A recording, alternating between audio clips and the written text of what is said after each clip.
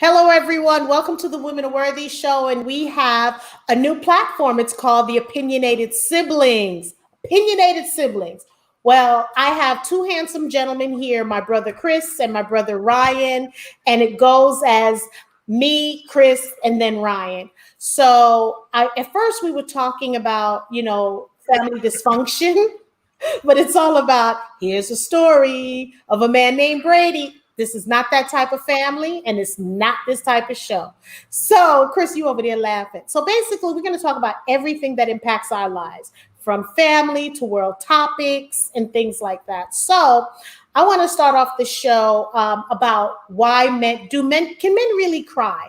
Or as a society, do we find it an issue when men cry? So I really want to start off that with Ryan, because Ryan and I had a discussion about real men crying, or men, just men crying in general. So what is your take on that, Ryan? I've grown to, as I got older, I realized, it's okay for grown men to cry. But for the most part, society is frowned upon. I guess because upbringing, it was like, men are not supposed to just cry. I mean, it don't matter. A brick can hit you square in the face. You got to be able to hold that. You're not supposed to be vulnerable by showing tears. It's almost as if like men are supposed to be immortal. You're not supposed to show any sense of normal whatsoever. You know what I'm saying? And I think with all of that, with men holding that in, it hurts, and there's no one to express it, because anybody you express it to, they're gonna look at you as like, yo, why are you, why are you crying? Why are you, being so sensitive or whatever? Like, people are gonna laugh at you. But I mean, I think even with that, it allows for people to, as far as with, all the mental issues that men have these days. I think a lot of ways it stems from that, because they don't know how to let go of how they're feeling because of how people are going to castrate them for doing so. So let me ask you a question. Do you think, and Chris, please weigh in on this too. Do you think it has do you think there's a difference between white men? It's more acceptable for white men to cry versus black men? Or do you think in general, it's a generalization that men appear to be weak if they cry? Because it's true, like some women, if their men are crying or appearing emotional, like, they view them as weak. Chris, what's your take on that? I think it's a men issue overall, but I do think in society, black men are kind of propped up on this like super athletes, super masculine, super macho. So I think a lot of times some men, they don't know how to express themselves. I think a lot of times with that, with men being told you're not supposed to cry, crying is a part of compassion. A lot of times you can cry because you're sad, or you could cry because you feel sad for someone else. And then a lot of times women will say, well, you don't understand women. Well, if you don't expect a man to cry, how do you expect him to have empathy for you if you don't expect a man to cry?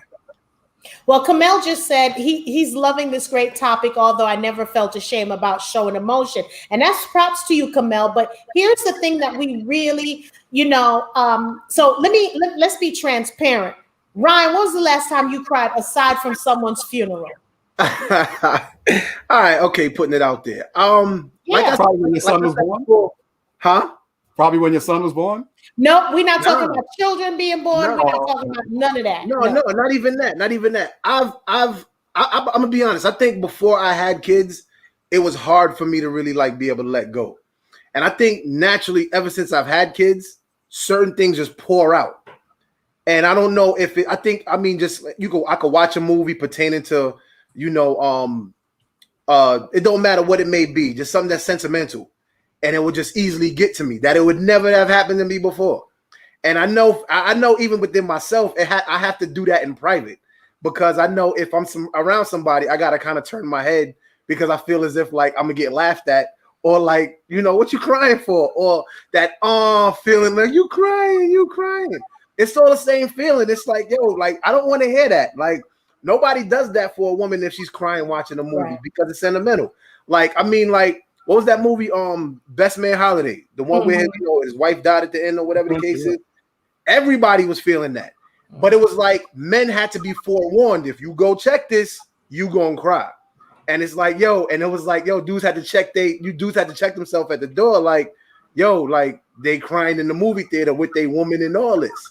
You know what I mean? So it's like it's things like that for me. Like it was harder for me to let go of emotion, but ever since I've had kids, it's like watching certain things. I will kind of get choked up for the most part.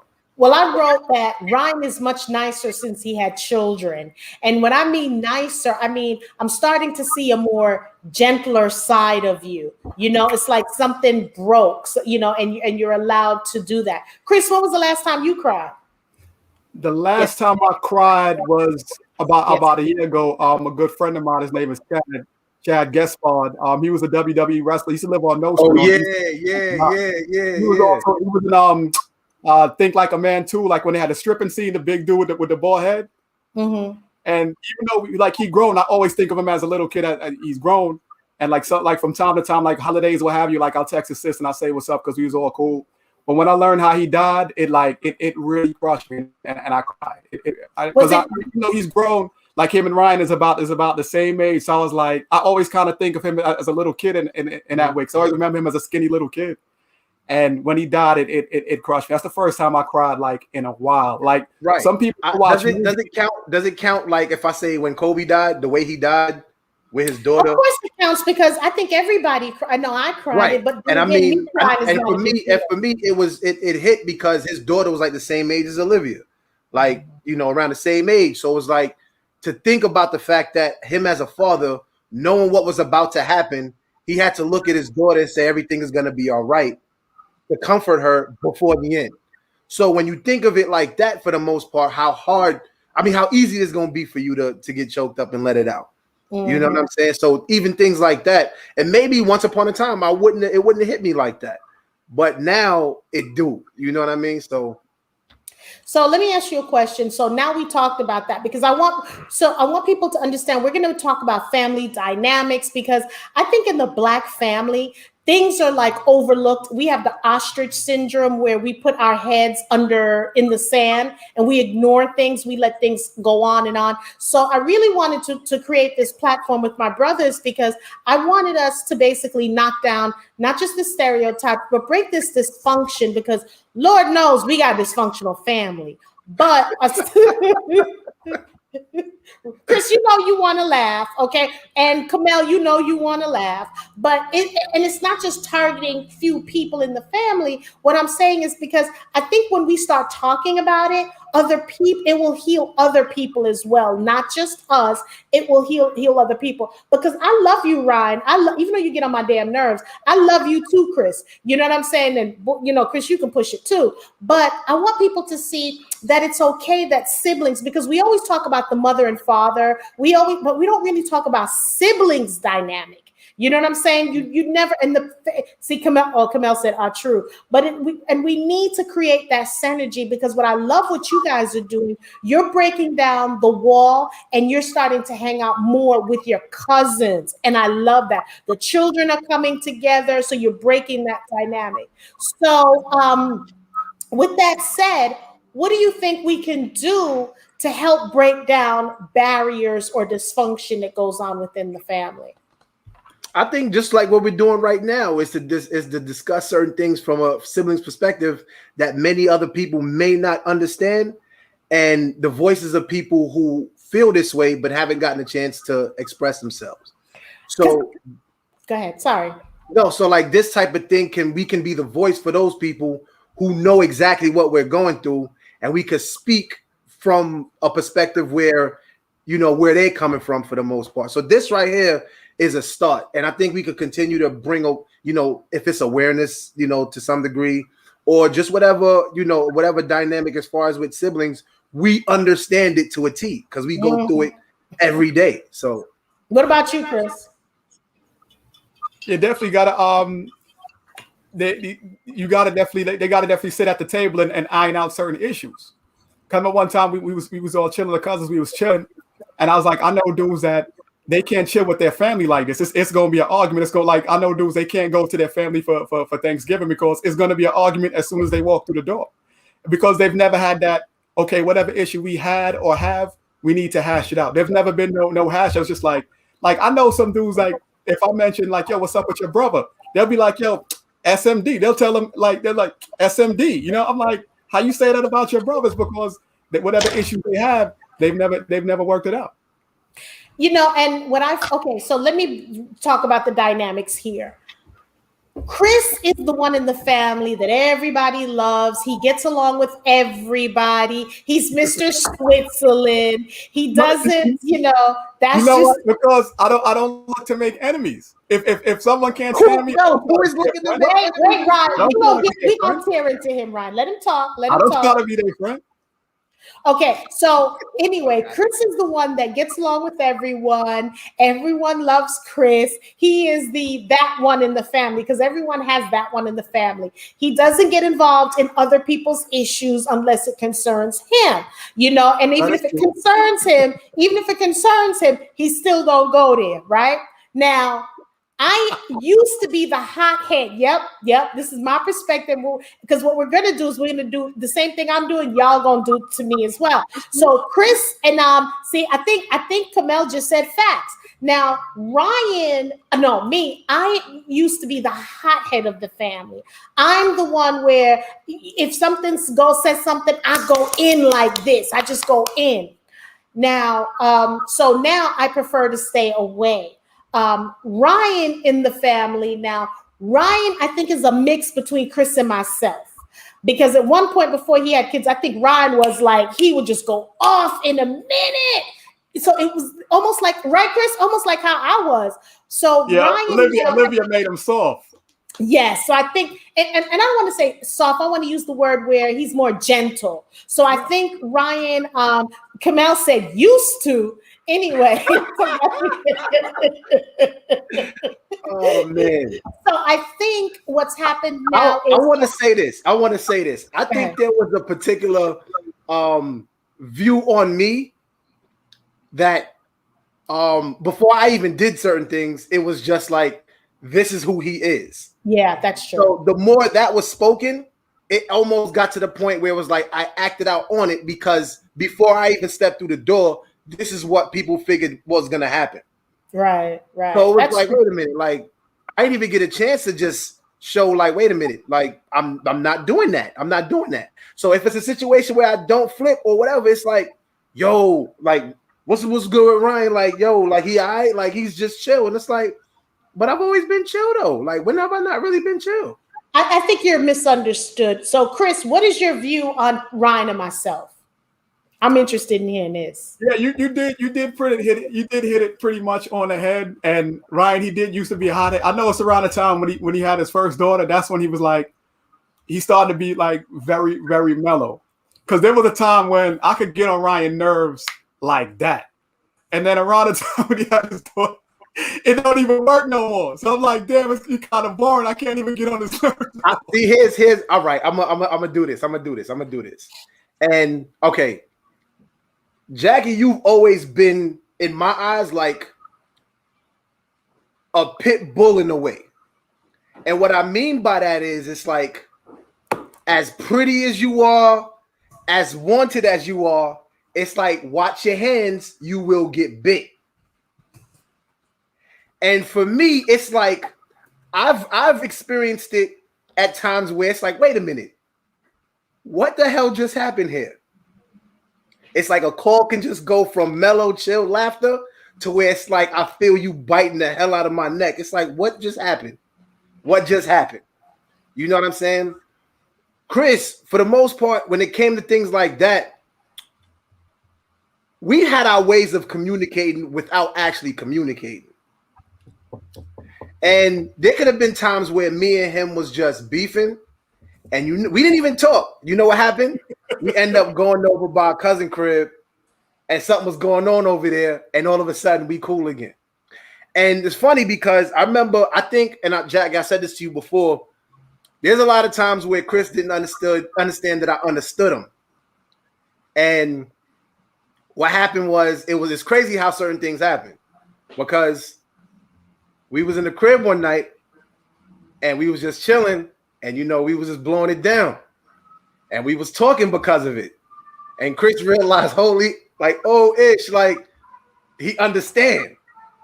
And it made me laugh because we was in the dark. Like we had the lights was turned off. We were just vibing. And he couldn't see my face. But the thing is, he knew. I know he knew. And it's like that, like when you can have that communication without really talking too much, like you have that understanding of that vibe that you and that person have. And between Jackie, between me and you, we've had to have a lot of communication to build that vibe to where it's like I can understand certain things without certain things being said. Just like with you and Chris, y'all had that from the door. Like y'all had that particular type of cohesion from the door. Y'all have a certain bond to where it's like y'all don't have to communicate. Y'all already understand what it is. Certain things need to be communicated, but for the most part, y'all get each other. I agree with you. I think because Chris and I really grew together out of all the siblings, I got to understand. I know what he's thinking before he thinks it. You know what I'm saying? And then when we brought you into the fold, because it was just like me and Chris, because I'm like 6, Chris is 7, and you're number 8 of the children. So my thing is, I don't even remember the number no more. Oh, anyway. I don't even remember the number no more. I just know I am the last one, right? I think there's nobody before me. All right. It's like spades. It's like 7 and impossible if you ask what's his face. So yeah, like I don't mess with the others. You got guys, the girls and the guys, you two are the only two that I mess with. And you have people in families, and that's what they do as well. And they're being, it's no shade or no tea. It's just that I can't mess with those people because they'll mess up my peace, and I'm protecting my peace. Where who said that? Kamel said, "Don't do that to my uncle." Anyway,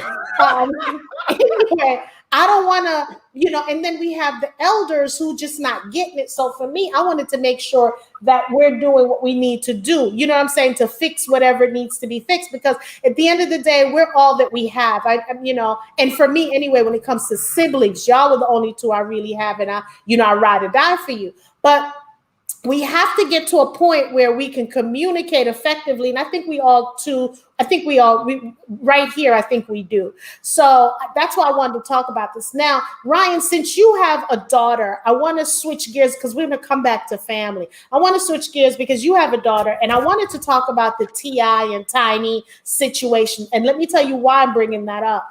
Because I'm seeing a lot of women are shaming these girls who fall into this whole thing with the T.I. and Tiny. So I don't want to sensationalize the whole thing and make it a bashing. What I want to do is, because you have 2 young daughters, you have 2 daughters and you have a son, and just listen. What was your take when you heard about this and you started seeing more women come out? Now you're starting to see underage girls come out allegedly. What was your take when you I mean, it's off the rip, you just get into defense mode.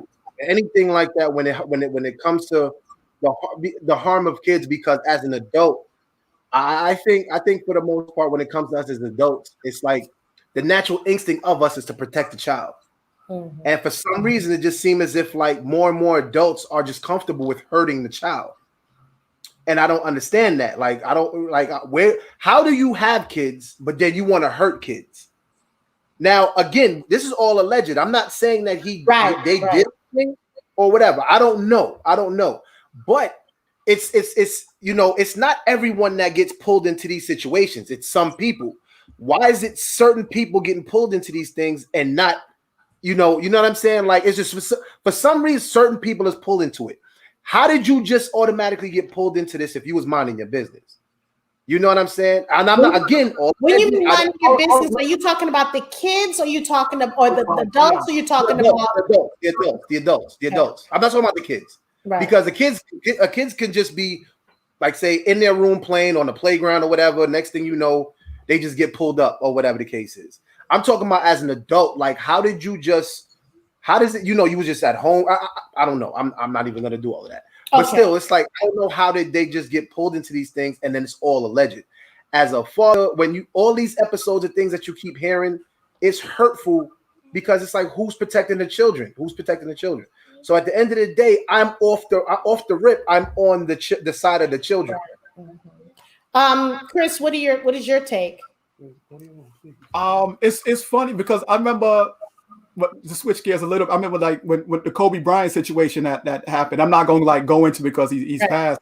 But I remember when it first happened, everybody thought that she was lying, that they didn't even have consensual or non-consensual. It wasn't until he admitted that he had sex with her because everybody thought she was lying from the beginning. So a lot of times in our culture, people are quick to believe the celebrity a lot of times, unless they have that sort of reputation. If they don't have that kind of if they have a squeaky clean reputation, it's automatically, oh, he wouldn't do that, or he doesn't need to do that. He get girls, he got money, he don't got to do that. But then when you start hearing all these girls coming forward, and it's like, hold on, like why all these different names? Why is all these different names coming forward? Now it seem awkward, and then you start hearing that different movie studios are starting to like distance themselves. So I don't know if they're doing that as just a precautionary measure until the storm blow over, but it don't look good for them. And people just now kind of started forgetting about when we got caught with the automatic rifles and the silencers. So now that just bring like gasoline onto the fire of everything. I don't think anybody ever forgot about that. Well, and that's my issue that I'm having right now, because, I'm not going to go to any, when you mention Mr. Bryant, because I'm not even going to go there with that one, and what I'm saying is he's not here. And I think we should have used another example because of how everything happened. But I hear you. My thing is, what the issue that I have is, and I'll tell you, Ryan, because I was one of those girls. Okay. I'm not talking about with the alleged it happened. Because when you take the eye off of a child and then they become an adult, and then you have women who have low self-esteem issues, on and on.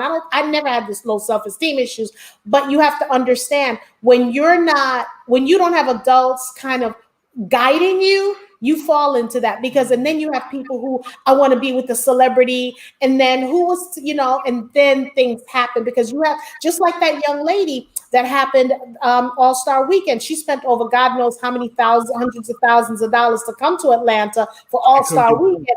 Now she's doing a GoFundMe because she can't get home. So you have people enamored by celebrities. That's why it's important for family to surround you, show you the love, let you know that you're worthy and all that kind of stuff. So that part I can answer. So I posted, hey, Kamel, I posted something on Facebook. Did you take a look at it? Where I posted stuff about things that happened to me in the family and how what happened, and not how it happened, but what happened. So Ryan, when I posted that, what was your first take when you read it and you digested it? Transparency. Well, this is information that I didn't even know. And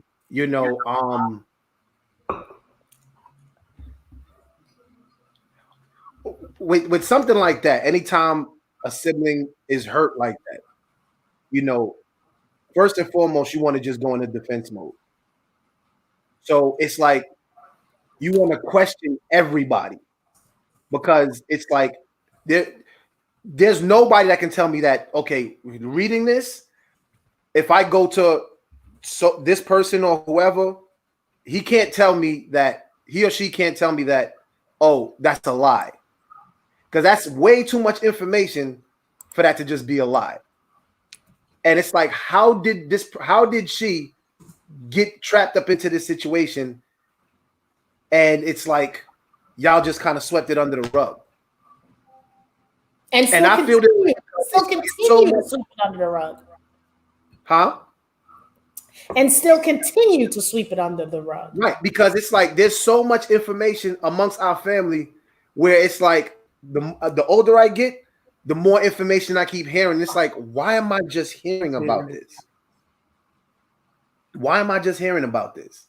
Like, how are y'all just acting like this was okay? When it happened, it should have gotten taken care of, or it shouldn't even have happened, period. Like, okay, nobody's perfect. Certain things can happen. So I can understand certain things happening. But then it's like, how does it get to the point where it's like somebody's trying to hide something?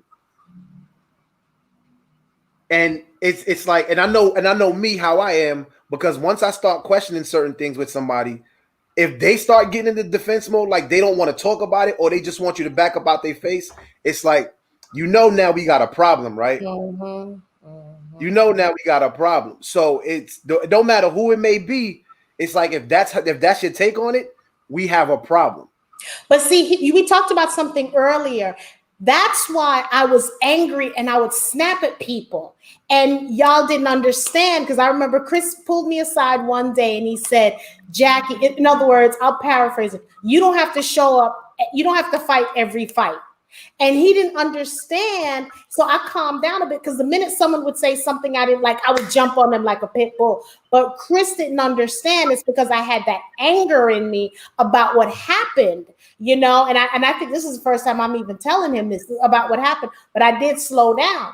And then, so that's why people have to understand, when you have that black sheep or the angry person in that family, you got to question them on why they always want to fight, why they always want to, you know, there's always something. So you can't just say, well, you know, they're like that or whatever the case may be. You know what I'm saying? So you got to, but I'm telling you, I just remember, and I would get flashbacks, because my husband, Ray, is left-handed.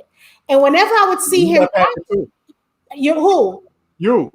I used, and it irked me, because, and then when I was told that I can't write left-handed, I got to write right-handed, that would, I mean, when I see Ray, it would just irk me, because I remember the things I had to go to. Kamel said, I'm freaking proud of you. Next time I see you, you get the biggest hug ever. Don't promise me with a good thing now, Kamel. Don't promise me with something good now. But, and that's what people have, because we have so many secrets. I think white people, they're used to therapy. For them, the first thing, if something happens to their kid, therapy. But in the Black community, it's not like that. And it's still like that, because I'm telling you, where it was suicidal, you know, and it would come back and flashback, but I didn't seek help. And then when I found help, that's when I said, okay, I'm on, this is what healed looks like. So my question to you, Ryan, is how are you going to change how you were raised to how you raise your children? I mean, I'm learning every day. It's not really like I have an immediate plan. It's, you know, whatever I realized I've done wrong yesterday, I'm trying to correct it tomorrow or today or tomorrow, what have you. There's a lot, because there's a lot of stuff that had happened, you know, with myself as far as family, that I know the one thing that I try to do is, if nothing else, is when it comes to my kids, be there for them. You know, don't matter what it is they're doing, whatever, you know, whatever it is that you like to do with, if it's, you know, if you're into art, if you're sports, if you're into dance, whatever it is, if you're having an event and, you know, I'm coming to see you as much as I can, I'm coming to be there to show some support. Because myself, I mean, there's been things that I've been doing, and I didn't have anybody there to cheer me on. I mean, Chris, when I used to play in the park tournaments, I remember Chris came to like a couple of them. And I mean, that wasn't his responsibility, but it was always appreciated that he did come. But then there's other things that I did, and it was like I had no one there to really like cheer me on or just be supportive of it. And that hurts, because it's like when you see your classmates or your friends or what have you, and their family is there in abundance to support them. It don't matter what it is. It could be the littlest thing. It's like, damn, like, so they get all the love from their family and my family don't love me. And that's what it makes you feel like. And we have a big and the thing about it is we have a big family, you know, so I understand. Go ahead, Chris. Oh, you know what? But when you said that, when I used to play CYO ball, Jackie, you came to a couple of my games. Because I was put into a place, not just he was my brother, I felt like his mother, but not in a bad way. But because I made sure, you know, case in point, I remember things. I remember I taught Chris how to ride a bicycle. I remember like when he would fight. And if people, and I'm older, and if people would do something to Chris, I'm going over there and I'm punching them out. I'm not asking no questions. All Chris had to do was cry. Chris, is that a lie or what? It's true. You know, I mean, I didn't let him. He was a fighter. Jackie was a fighter. Everybody knew that. So it's just Kamel, you want to join us? You want to join us in this conversation? You can come and join us. You want to join us? You bold enough to join us? Kamel is between the cousins, Garfield, Marcus, Kamel, Keewan, they brothers. They not even cousins. They brothers. They already know. Like, we was raised like brothers. So I mean, even for like Kamel is another sibling of ours. Like, because Right. you know, I mean, we talk about it all the time. I mean, he came to live with us. He was with us for a stretch, and he wasn't a cousin; he was a brother. Like, and it's still like that with us to this day. He already know. Same thing with the rest of them. It's the same thing. Like, so I mean, you know, it is what it is. Yeah, put your email down there, Kamel, and I'll invite you. Put your email. So, and here's the thing: isn't this crazy? In our family, the guys are really tight, but the girls are not. Isn't that crazy? Oh God, okay, y'all ain't got to say it like that, but isn't that crazy? Isn't that crazy? And it shouldn't be, crabs. No, but you know what? You know what's funny? A guy, a professor I was speaking to like a while back, and he's talking about the dynamics between male and females. And he's like, when guys go on vacation, like, guys turn up, whatever. Not to say that women don't, but a chick will like say she'll be mad at her boyfriend that broke up with her. She'll be on vacation like moping and stuff like that. And it's like that's like one of the difference. Even in the workplace, you have a lot of women that do not want a woman supervisor. They'd rather work for a man. And see, I'm okay with working as long as, because my thing is, I think I have male tendencies, and I think that's what gets me, not in trouble with women, but I think I have male tendencies because I understand a man's mindset. So I don't fall into the whole thing of finding bad men and all that kind of stuff. But I find it crazy. I think we have more women in our family than we have men. And it's the men that really are tight, and I'm more tighter with the guys than I'm with the girls. You know what I'm saying? And I think that maybe, I don't know if that happens in other people's family, but I know in ours that's what happens. So, Ryan, I meant to tell you this. You are a great father. You are a great father. I give you your props. I give you your props. You really are a good father. So just take that with what you will and just keep doing what you're doing. You ain't got to worry about Olivia swinging on no pole. So you'll be all right. You'll be good. We're not even going to put that in the air. Like, we leaving that alone. Well, I said she's not going to swing on no pole because you are there. Right. No, I know. I heard what you said. I just don't even want to ever even think about her even you don't thinking want to envision that. Crazy like you don't that. want to envision that. So, Chris, my question to you know what's funny? You know what's funny? I'm and transparent or whatever. Kamel about to laugh hearing this if he's still listening. As a father, right? Mm-hmm. As men, period, or whatever the case is, you know what I really can't do anymore? Well, I said can't do anymore. You know what I have a hard time doing? What? Watching porn. Watching what? Because that's somebody's daughter. Because that's somebody's daughter. And I'm like, yo, I cannot fathom any of my daughters doing what these girls are doing in these videos, the things that these dudes are doing to them. It's like I can't really look at porn the same way. But I've seen a lot of interviews with girls that do porn, and before the stigma was, not to say it's still not like that, but that they came from a broken home. Their father went to go smoke. No, but there's some things that say like they go with that was the stigma that the father went for cigarettes and never came back. But now it's like, I had both parents in the home. Mom and dad had both. My dad's a professor. My mother's a physician's assistant, and I just thought it was fun. And you see a lot of that now. Girls that came from good homes. That's retarded. Like, I mean, I can't, man. Like, I don't. Man, look. Mm-mm. So. Okay, now that we're developing a relationship, we had a relationship, not developing a relationship, because I want people, again, please subscribe to the Women Are Worthy Network. Thanks.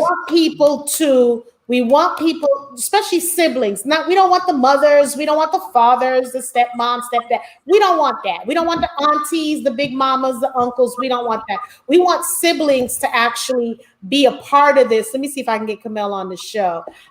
We actually want siblings to be a part of this. Let me see if I can invite him.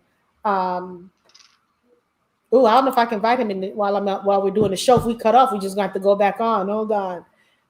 Invite. Can y'all read his email address? Do y'all see his email address? Let me see.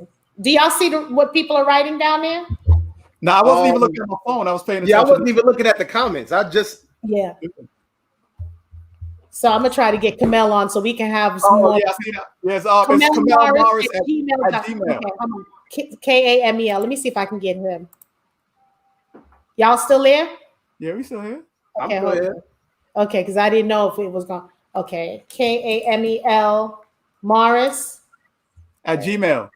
Wait, I'm trying to get this. Okay, KamelMMORRIS at gmail.com.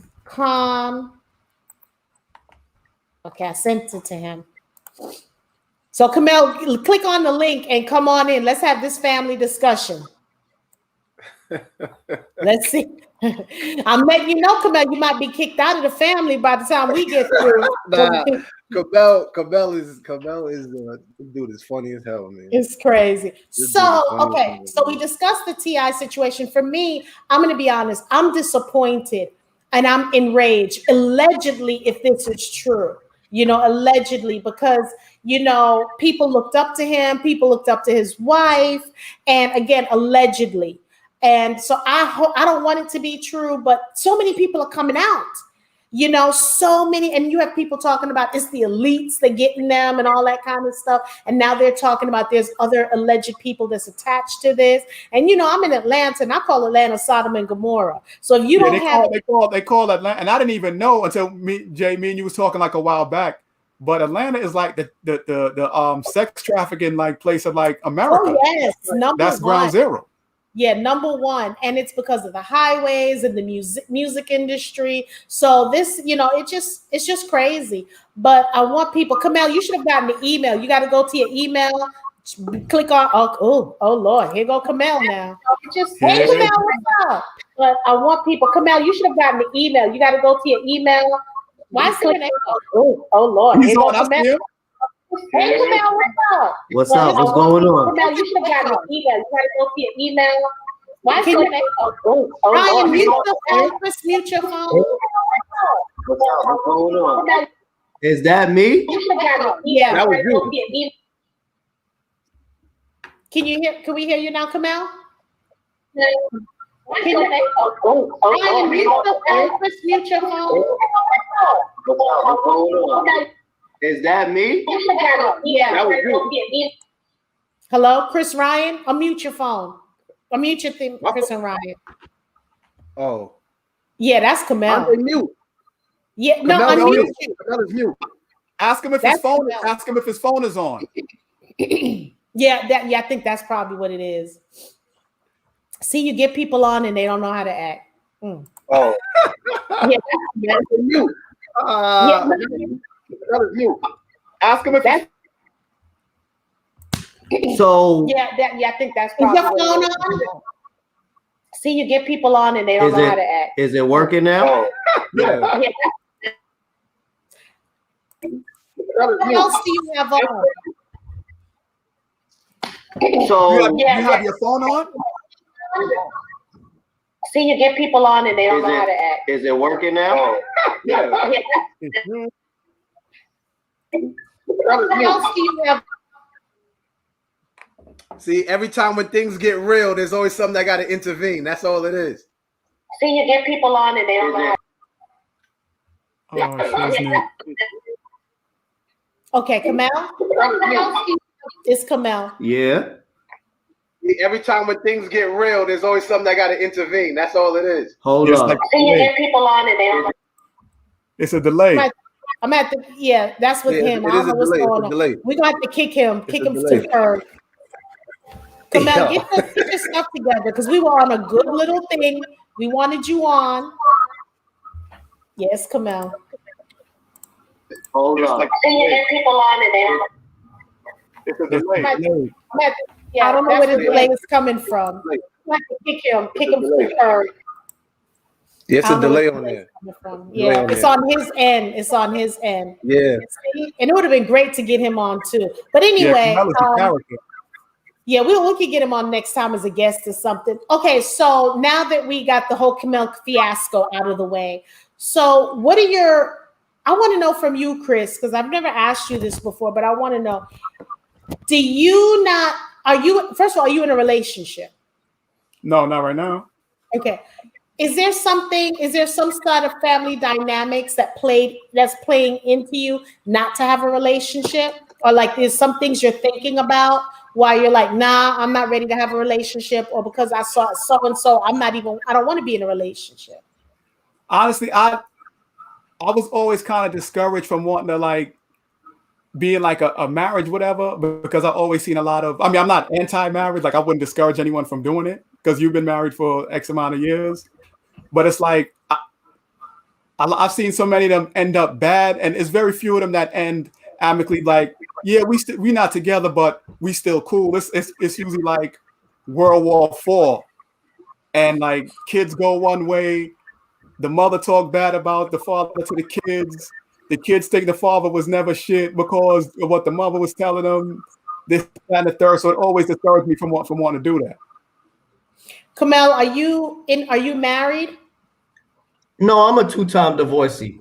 Okay, so let me ask you a question since you're a 2-time divorcee. Yes, Do you think your family dynamics played into you? Because I'm married this year 32 years, right? And I wanted to do things different. So I kind of emulated what my grandmother and grandfather did. Do you think that your family dynamics played into your 2-time divorcee of not seeing stability or something like that? Like I think my thing is I've always bucked everything in the family. So everybody in our family will stay together and ride or die, even if they wasn't supposed to. And I am the exact opposite. I'm like, if I see unhappiness, there is no waiting, like you already got to be unhappy with stuff that's out of your control. I'm not going to lay next to somebody for the rest of my life. If we're not truly happy, let's do each other a favor. Let's make this amicable as possible. And and we press, and that's how I always move. I don't carry that negative energy. And to me, I don't want to go in immediately getting on the show, but that was one of the things that irked me about our family is how, I have particular aunts that'll stick around forever. And I'm just like, wow, well, what? Go be happy and go live. And I hate how we carry some of our Jamaican traditions, so to speak. It sucks. It's true, and I think we need to. And because for me, one thing I'm not going to do, I'd rather be happy. I can be, and I'm not one of those going to say I'm going to be happy by myself. I like to have a mate with me. Let me keep it real, okay? Right. But I'm not one of those that's going to be with somebody if I'm not happy. Life is too short. I've been through too much to be with somebody that I'm not happy with. And I think I know I found my king, and I see what happens in the family, that people will stay together because of, we've been together for such a long, and that's that old Jamaican stuff people used to do. In America now, you don't have to do that. And then what are you showing your children? What are you showing the nieces, the nephews? You know what I'm saying? What example are you showing them, But that's not just a Caribbean thing. Like in the South, that's something common too, that they stayed together no matter what. Like the father had his side chick. That's because it's like, you break up, then you want to start all over again. Because that's something that's been like, okay, like they'll weather the storm and work through it.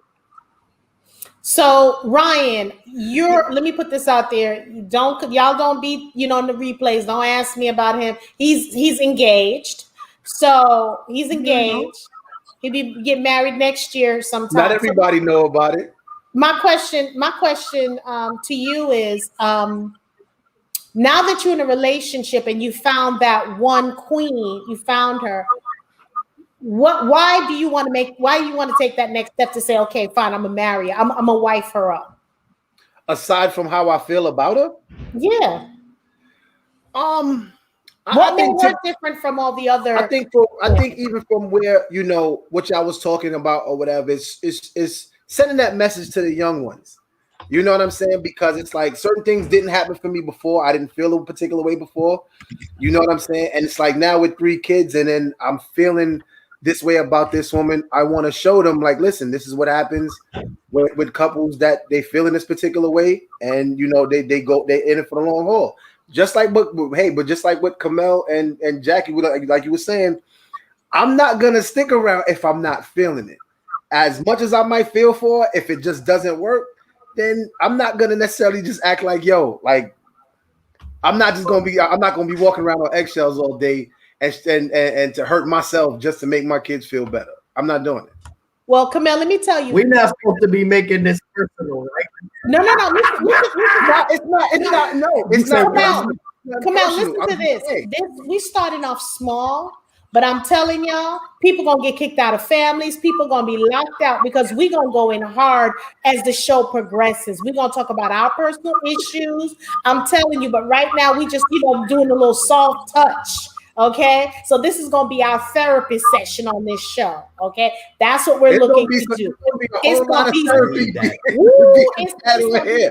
It's gonna be a whole lot of therapy being had on here. I'm telling you right now, like I'm gonna have the bottles waiting because I'm gonna need to have some medication with me. I'm not even playing. No, check it out, Kamel. Half the people he invited to his wedding won't show up after this show.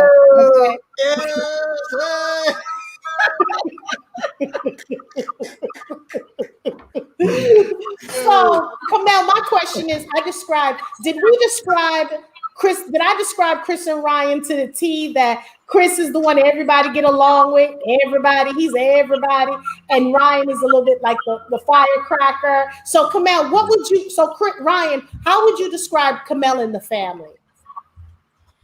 I don't think that there's enough words that can describe who he is. And I think no, and I'm serious, and it's not even nothing bad. It's cool because at the same time, between these two dudes right here, between Chris and Kamel, these two dudes are not dull. There's no boring when it comes to these two dudes right here. Chris can be as quiet.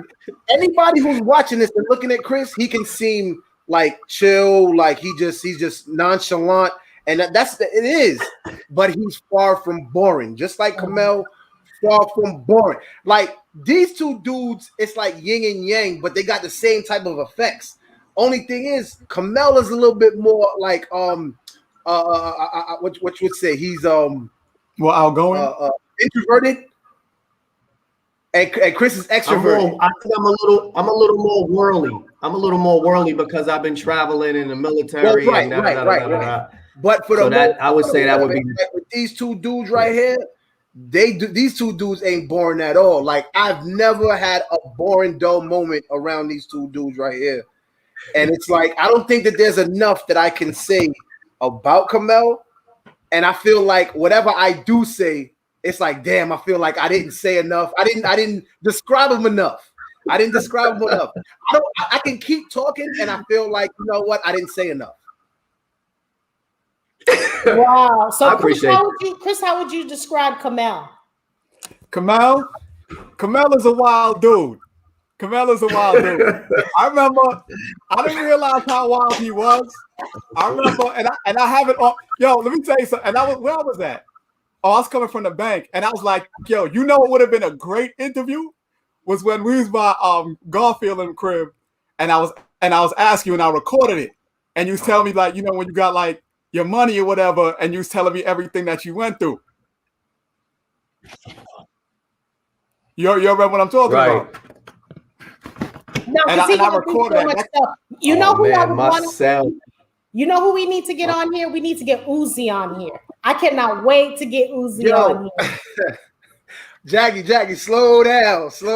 Like we gonna get there, but you gotta slow down. Like you know, like we already talked about how the first episode's supposed to go, and right now you're not playing. Like you gotta chill. We gonna get there. Oh my god! Like you gonna get there. We have to heal. We have to heal because you know I love me some Uzi. We have to heal. You gotta stop. You gotta chill for real. Like we go. That's gonna be a lot. Yo, we're not trying to start drama right now. Like maybe. I didn't say we're gonna bring Uzi now. I said I'd like to bring him on, but later on.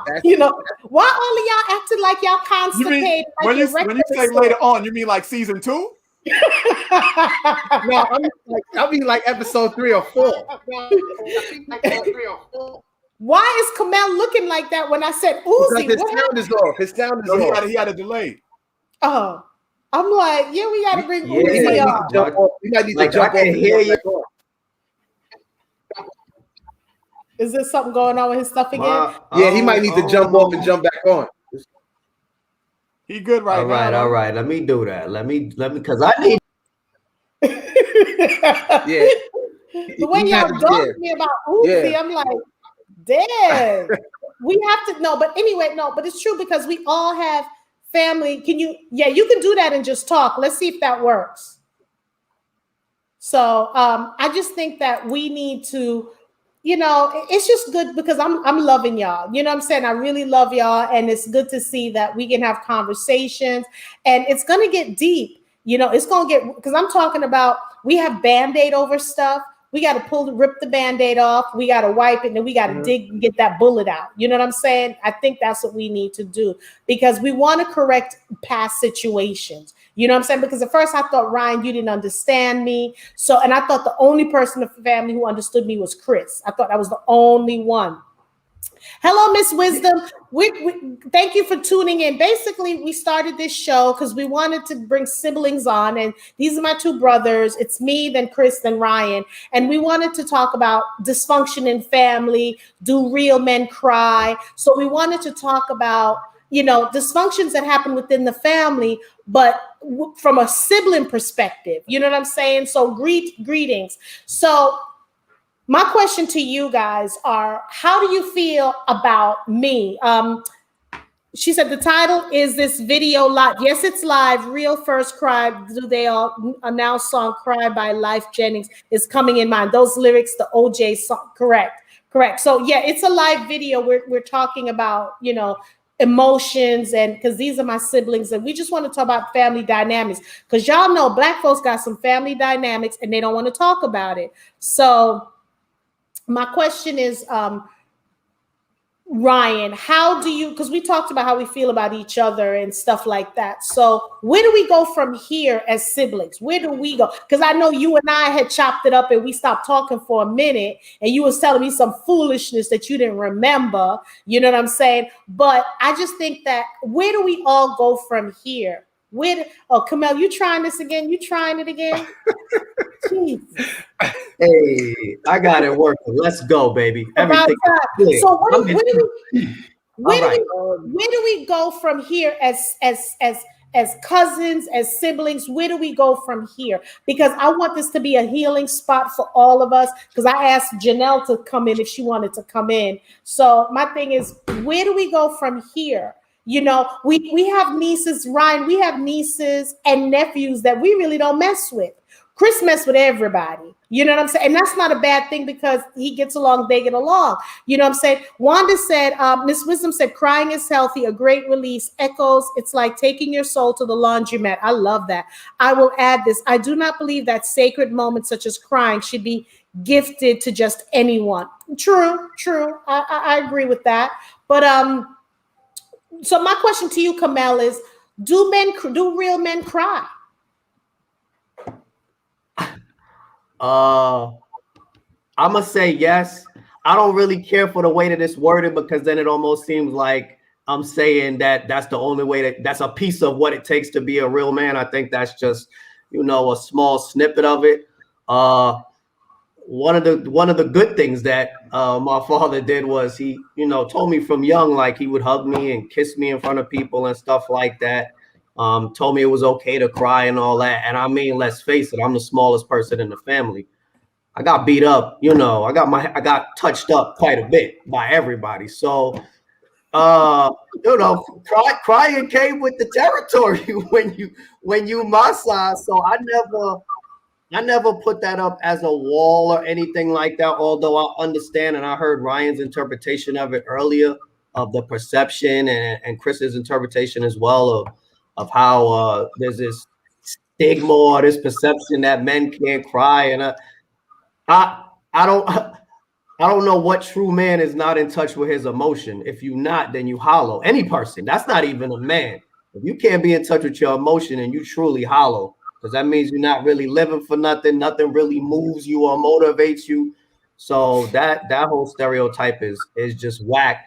It is more difficult as a Black man. I think Chris brought that up earlier, that those are aspects that we have to take into account that maybe the average man doesn't even have to second blink about. But absolutely, and some of us get it late. Some of us need to see the birth of a child, or Some of us need something significant to happen to remind us that it's okay. I don't know why it's only reserved for funerals and weddings and all of that. Like, to be honest, I clean my tank out every week. This Is Us is on, because that show tear jerked me every week. What show? What show? This Is Us. Yes. Yes. Every episode that show come, I do that on purpose, so that when a girl hurt my feelings, I don't cry in front of her, because that's who I'm worried about. She's the boogeyman. That's what I'm worried about. So let me ask you a question. Other than This Is Us and funerals and weddings and births, when was the last time you cried? Today. Earlier today. We have a group chat. I know these guys didn't want to bring it up, but Ryan said something. I was about to. Okay. Yeah, so like I won't. I'll let you stare us there. But something came up, and we created that chat for this purpose. I did. That was my underlying thing. Me and Ryan had talks about this for months, and then finally, well, actually, Chris knew about it too. And it's something that I've been wanting to do for years, and for me particularly, because with my mom passing young, and my dad is my dad, and I've been in the military, I've been a nomad. I don't really have like that nuclear family, like I don't have these people that I can run back to. So as they said, like, I lived with y'all are it. Like, I'm closer with my cousins than I am with anything else. I need that. So yeah. Camille, you part of my family too. I love you too. I know. That's what he's talking about, y'all. Like, I didn't know. Yeah, like the I caught that as he said that. I caught that as he said that. Like, there's a gap in our family. One, because they immigrated over, and this was their first time in a new country, and they had to adapt for their own thing. But then we're also first generation Americans, so we get a piece of it that. Or we don't have the piece that they got in Jamaica. We don't understand that piece of it, although we're Jamaican. And so they came over with all these ripples and ruins and all of that. So I think for a long time, that's a good point. That's a good point. I didn't really look at it. I mean, we talked about it, but yeah, but it's just, we figure their struggle got to be different, because they had to leave their home, like a whole different place. So I think naturally, as a first generation American, you start to eat a lot more. You eat a lot more because you have that Jamaican upbringing, but then you got these freedoms and this American culture that eats you up. And for us, I think that's where we're good like that. We was able to take some of this, and we still, like, now don't get it twisted, we reach back for them Jamaican roots every day. But we've learned how to incorporate and be better people. That's what I'll say. Miss Wanda said those that were conceived in real love have a real soul, thus a conscious compassion. So yes, they cry, but reserve them for those that truly care about them. She also says study shows that those conceived in lust, they can be sociopaths, apathetic. Cities, watch your thoughts while making love so that you don't miscreate. A.Z. Bay from the book of Sacred Self. And she also said it's not prudent to create human life via lust. That's what studies shows. So these are her comments, and that's deep. That's really interesting. We have to. And I wanted to create a platform, because I've been after Chris and Ryan for a long time to do this. Let's create a platform where we can kind of soothe the soul. And, some people may get offended, and I don't care, because at the end of the day, it's our peace. We got to protect our peace at any cost. And I also mentioned to them, Camille, before you joined us, and I want to hear your take on it. The men in the family are really tight, meaning, closer. The women in the family, it's either we gravitate towards the men, or we just find outside families to be our family. What is your take on that? My take on that is that y'all got silly rules, like only one woman can hang her panties in the bathroom at one time. So y'all can't be under the same roof. And that's why y'all don't get along. It can be something just as simple as that. It's that crazy cult. It's a few things, like it's maybe not so much for our generation, but our fathers and elders. Our elders is perfect. They are contained. to the rules that they originated under, and they don't seek freedom. Them seeing the examples of going to work at a regular 9 to 5 and seeing how other families operate or how other people's homes operate, or maybe just so stuck in tradition and believing that because this is what I saw and this is what I know, this is what it's supposed to be, that we're just not going to break that mold. And that, to be honest, it's just a bunch of stubbornness the way I see it. I don't really like giving a bunch of excuses because, okay, shame on you for a couple years, but after a while you got it, you know what you're doing, and now you're just being set in your ways, and there's a point where you're just being selfish, and the primary person that you're focused on is yourself. So let me ask you a question. You read what I wrote, right? I did. Okay. I did. What were your thoughts about that? You know, it's heartbreaking. Exactly. You see his whole response to it. That's exactly how I felt when I read it. Okay, so the world is first of all, I'm not a pessimistic person, but the way I'm about to talk might sound it. The world is not a perfect place and all that, but I tend to see like the light and all the stuff. I prefer to look at the sunshine in the shit versus, you know, the opposite way of always thinking negative, and then when something good happens, I'm still talking negative. When I read that, all I could think of is I didn't know that type of stuff was prevalent in our family, and it is a piece that makes me want to ask more. But then there's a piece that if I ask more, I'm not gonna want to deal with them people no more. If you let too much out, but see, that's the problem. That's the problem we have, because one of the things I said, and this is really getting my goat. The problem we have is we know, so when we hear something, we have to start shunning people in the family who doing that foolishness. But you have people who like, well, you know what? That didn't happen to me. That's not my problem. So I'm just going to still talk to these people because I moved. And I'm going to say this, and Chris and Ron is not going to like me saying this, but I don't care. We in our family have so much that goes on in our family.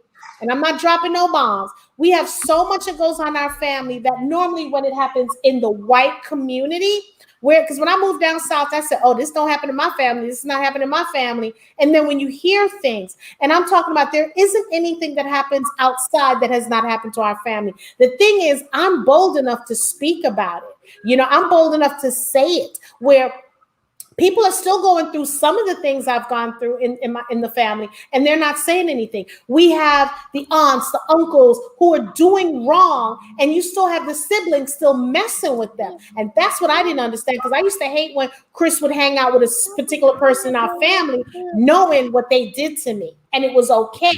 You know what I'm saying? And I told him about it, and it hurt my feelings. And I'm like, this is what they're doing. And you see this person is like a horrible person to other people. How are you hanging out with them? How are you even going over their house? You know what I'm saying? Right.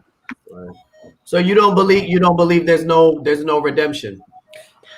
Hey, what do you mean? With me? This is how I look at things. I don't look at the glasses half empty and half full. What I say is, give me the damn pitcher and the glass, and I'll pour it in myself. I'm going to control my thing. Now, trust me, I love everybody. I just don't like you, because I can forgive what happened, but I don't want you. So redemption is, I don't want them in my, if redemption means to you, them coming in my space, I don't want you in my space. I can still see you and keep you high, because my thing is, not only have you hurt me, you've hurt other people in different ways. And people, you know, because our family is like, you know, from the Morrises to the Thomases to the Bennetts and all of that, and the Goldbergs or whatever, Goldberg, it's just crazy. That's the one. I'm hearing a lot about the Goldbergs that I ain't know about as of recent. Shout out to my man Uncle Peter though. Yeah. Facts. Big Shout out to my man Uncle Peter. Though, yeah. All of them. Shout out to my man Uncle Peter. That's the real one right there. Anyway, but get it. You know his real name is not Peter. I already know that, but you know who I'm talking about still. All right, Chris. All This right. is like so many secrets, and the secrets have to stop. We have to call a spade, and then, pun intended, we have to address these things, because I'm like, people see me there, I'm always smiling. One thing, I'm not faking my smile. I'm truly happy, because a lot of people who've gone through stuff that I've gone through, that I've met, they're dead now. You know what I'm saying? They're dead. People who saved me and try to protect me, they're dead now. So I don't have time for the foolery right now. I don't have time for the foolishness. I want to do what I want to do and keep it moving. Now, am I about love, Kamel? Am I about meditation? Yes, because Ryan earlier described me. I don't know if you was on the whole way. When he called me a pit bull. When he called me a pit bull. Yeah. Now, for some people may be offended, but I love pit bulls, and I'm not offended when he called me that. Because someone texted me and said he called you a pit bull. I'm good with that, because I love pit bulls. You know what I'm saying? I mean, people love and respect pit bulls. They know what it is. They know what it is. And that's all it is right there. Like, you cannot let your guard down around a pit bull, because they're gonna be on your ass. Yeah. That's what it is. And she epitomized that. She's not gonna let up when it's time. Like, and that's what it is with her right there. And it's like, I know dealing with her, I cannot half-ass nothing. I gotta do it to a T. If not, she's gonna be on my ass about it. That was why my comment was used to be. I'm like, used to? I don't remember that guard ever coming down. I just remember you letting other people in. That's how I view it. Right. And the funny thing is, it's like, when dogs get old, the way she do shit, it don't get old. It's gonna be the same way. It don't even matter. The bite's still gonna be as fierce. Jackie, I honestly, someone got an echo. Someone put their okay. Oh, Janelle, how you doing? Janelle, you may not want to. Janelle, you may not want to be on the live, honey, because you may get kicked out for being on the live. Kamel, you see where it says private chat? Huh? Yeah, I got it. All right. I got it. Now I'm talking to Kamel, but go ahead. Yeah, go ahead, Kamel. You were saying something? I was saying, to be honest, the first thing that I thought of when I read your excerpt that you put on Facebook, I'm actually proud. Like, now I know about 5 women in our family that have experienced what you experienced within the past couple of years. Just like, I'm like, damn, my thing is always like, y'all had to hold it in that long? Why y'all didn't say something a long time ago and release that shit? Excuse my language. Like, I that's always my thing, is like, how can we get you to a place where you could free yourself of that? Because I've said that before, but I didn't say the longer version that I put. I've always talked about sex trafficking. I've always talked about, my sister setting me up for date rape. I've already said that. Okay. I just put it out there as family, but people just don't know who it is. You know what I'm saying? But now I don't care. I'm naming names. I don't care, because it is what it is, right? Why are you shaking your head? Because I can't wait for like episode 3 or 4. Like, I just can't wait. What happens when we start opening up everything? We're going to open up that damn Pandora's box, and it's going to be no way. We're not coming back from that. That's it. But that's necessary. I'm sick and tired of family members saying, well, you know what, raising children, we don't have a handbook. I'm sick of Yeah, I don't like that. I don't like hearing that myself. I'm not expecting to have a handbook. It's something that you learn every day. It don't matter. You can learn as a parent when your children are grown and you're like 50, 60, 70 years old or whatever. You can still learn from something and do something different. You know what I mean? If you didn't have a great relationship raising your children, and if they got children, now you got grandchildren, why not put the energy that you didn't in your children, in your grandchildren? And when you choose not to even do that, then you didn't learn from yesterday. And what I tried to do, Kamel, Chris, and Ryan, and Janelle, what I tried to do is, because my older siblings wasn't there for me, I made it effort to make sure I was in Chris' life. And then because Ryan and I wasn't close until later on. It was always me and Chris, Batman and Robin. And then I brought Ryan into the fold because I'm like, I think we had a conversation and Ryan said something to me to hurt my feelings. And he said something when he was younger. He said, it's always you and Chris. It's always you and Chris. And that's what it was. Yep. Even after the fact, you didn't fail to let me know. Or I mean, okay, it was jokes, but still, like, you love Chris more than me. It's like, okay, if that's how you feeling, all right, fine. That, and you like to make it seem, okay, we like the new edition, and I'm the Bobby Brown. I'ma act like it. I'm gonna act like it. For real. Like, I'm gonna act like it. I'm gonna go solo. I'm gonna do my own joint. I'm gonna do my own thing, and I'm gonna try to be bigger than the group and shit like that. I'm gonna do me. And he did, and I felt bad when he said that to me because I would joke around that Ryan's a Bobby Brown, but I was just, and I didn't. Sometimes when you say things, you got to be careful, and I didn't realize that. So bringing him back into the fold, or bringing him into the fold with me and Chris, because it was like I've never had, and it's so funny. I never ever had an argument with Chris ever. Everybody never had an argument with Chris. Ryan and I are so much alike, but I get him. Because Ryan is me how I was years ago. Ain't that true? Isn't that the truth, Chris? Because I was just instead of Bobby Brown, you know who I thought Ryan was more like? I thought he was more like David Ruffin from The Temptations. Because I'm ready for Jackie. Yo, I'm ready to wait. Oh, I should have my glasses. You see what happens when you let these dudes speak, yo? Ain't nobody coming to see you, Jackie. Ain't nobody coming to see you. Let this dude speak, man. So why would you say he's the David Ruffin? See, at least I said Bobby Brown. He said David Ruffin. Why would you say he's the David Ruffin of the family? Of us? I'm just joking. Nah, he's serious. He's serious. I know he is. Serious. He's serious. But for those tuning in, the show is called Opinionated Siblings. We want to show perspective of what goes on in families, the dysfunctional families, and what goes on in the community. Things that are world topics. We're going to be talking about world topics. We're going to be, what I like to say, this is going to be a keg of dynamite.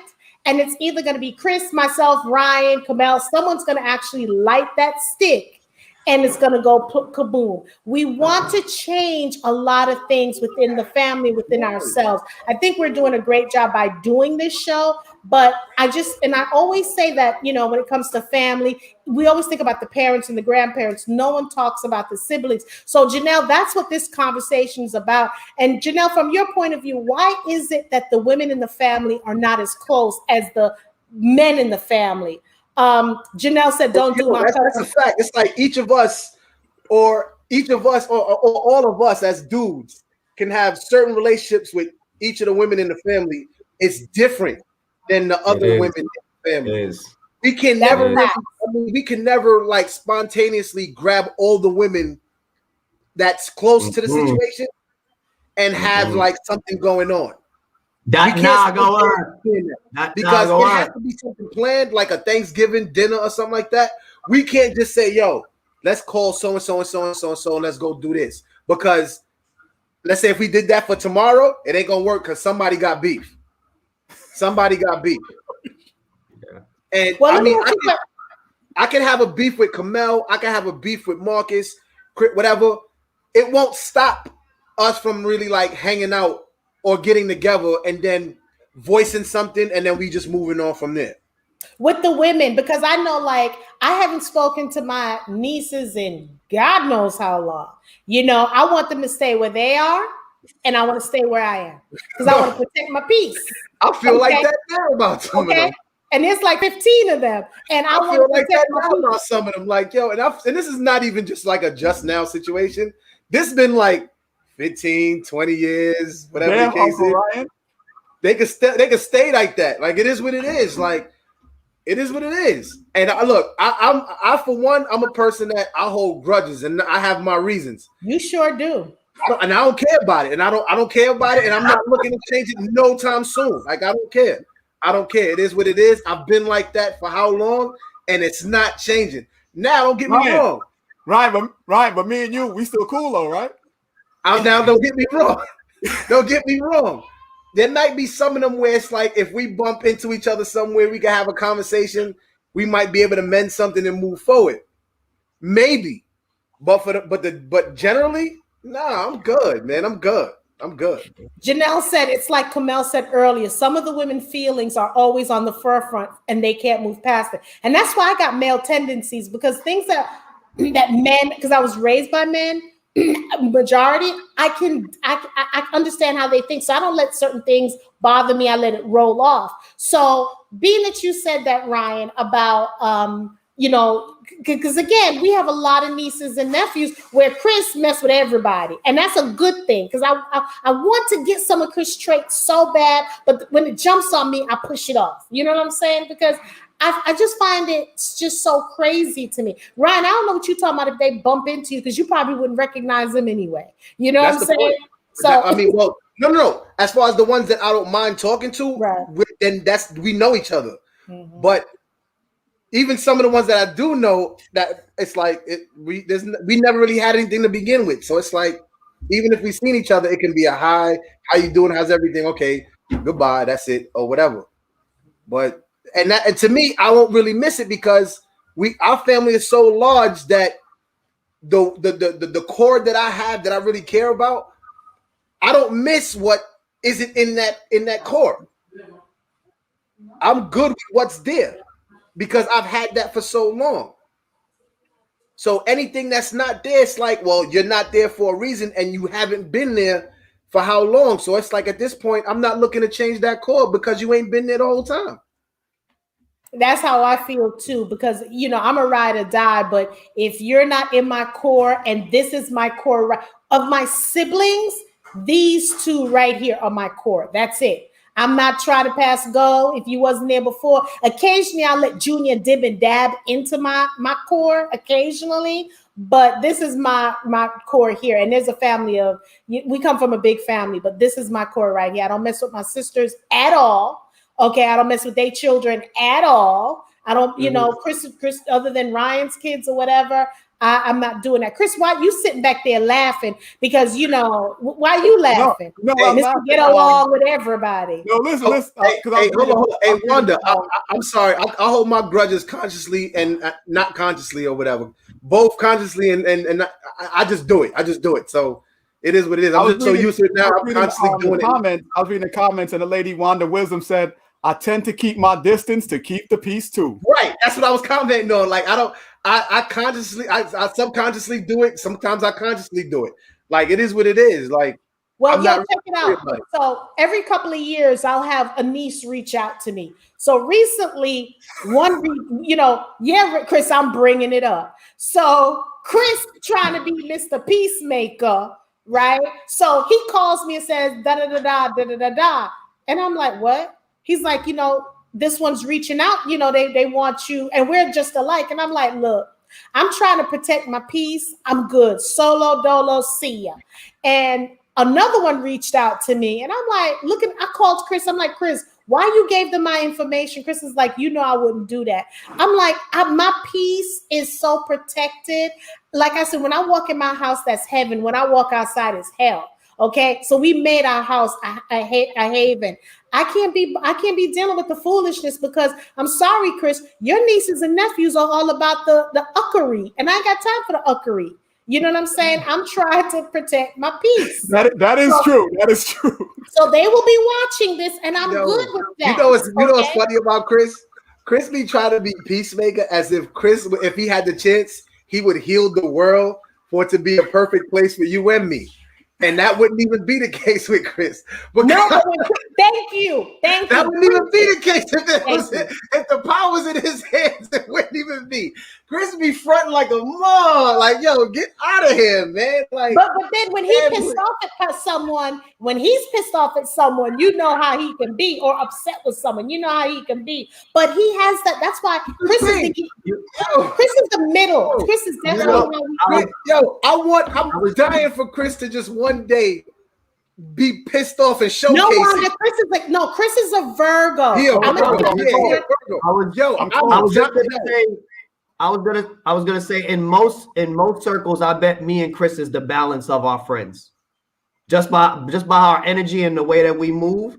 That's why that's what I was saying. That's what I was saying. Yeah. Between y'all are immediately the balance. Like y'all are the core of when we do things as a group, y'all like the middle of what's going on. Because it's like for the most part, the energy that y'all have, you're right. You're absolutely right about that. The energy that y'all have, it's the crux of everything that we have going on. So y'all can be the chill portion of what we're doing, or y'all could be the immediate hyper of what we're doing. You know what I'm saying? Right. Like y'all can be the actual trigger to what we gonna do. So like, you know what I mean? So if it's some funny craziness or whatever, y'all two will say something severely stupid to just like completely, to dead it. For real. Like y'all would say something wild stupid for it to just now we going on. Now we going. Here's the issue I have, right? Here's the thing. When if Chris don't like somebody and get upset, it's something bad that they did, right? And then you want to for me, your enemies is my enemies. That's how I am. So if he don't like them, I don't want to like them. But when somebody does something to me, it's like Chris is like, well, that's just Jackie. That's just Jackie. Oh yeah, that's his attitude, and not only like that. It's like I will for real. Like I'll argue with our mother about something pertaining to him. Right? I'll argue with her about him. But then it's like if something happens, it's like he just chill. He's just playing a chill. Yeah. Playing the background of everything. I'll argue on your behalf too. No, that's not. No. I'm just using that as because I can use a whole different amount of examples to where it's like, I'm like, Chris, you seen what the hell I just did, and yet you want to play peacemaker. It's not time for peace. It's wartime. Like at this point, it's time to throw bullets. Like it is what it is. Like I'm not trying to do this right now. I'm gone. I'm done. You know what I mean? And the last thing I want you to do is sit up in there and talk this to try to calm the situation down. Where I'm no longer calm about this situation. I'm past calm now. I'm done. Like it is what it is. It is what it is. So you don't need to be nowhere near, huh? You gotta understand the mind of a Virgo. Me and Chris' mind move at 1,000 miles a minute. Y'all wouldn't even understand the amount of thoughts that we have throughout the day. No, stop. Wait, no. I've always said, this is what I've always said about Chris. Chris is like Socrates. Chris is a deep thinker. And I'm going to be honest. He calculates certain things or whatever. I just don't like how he do it sometimes. I just forget calculating my dude. It's like, no. Forget it. Let's stop waiting to push the button. Bang that button. Push the button. Listen, I look at it like this. Sometimes bridges, people say, oh, no, don't burn a bridge. Sometimes a bridge needs to be burnt down to be rebuilt. Okay? That's what I believe. Sometimes you got to burn the bridge. It is what it is. By no means are we saying Chris is weak. That's not what we're saying. No. But see, the thing is, y'all bridge will have a pothole and you want to burn it down. And we just saying, no, let it get a little bit more corroded before you burn the bridge down. No. Kamel, I hear what you're saying. I'm not completely disagreeing with. I understand what you're saying. But when it comes to him, it's bigger than a pothole. It's way bigger than a pothole. With you, I understand what you're saying, where it's like, you know what?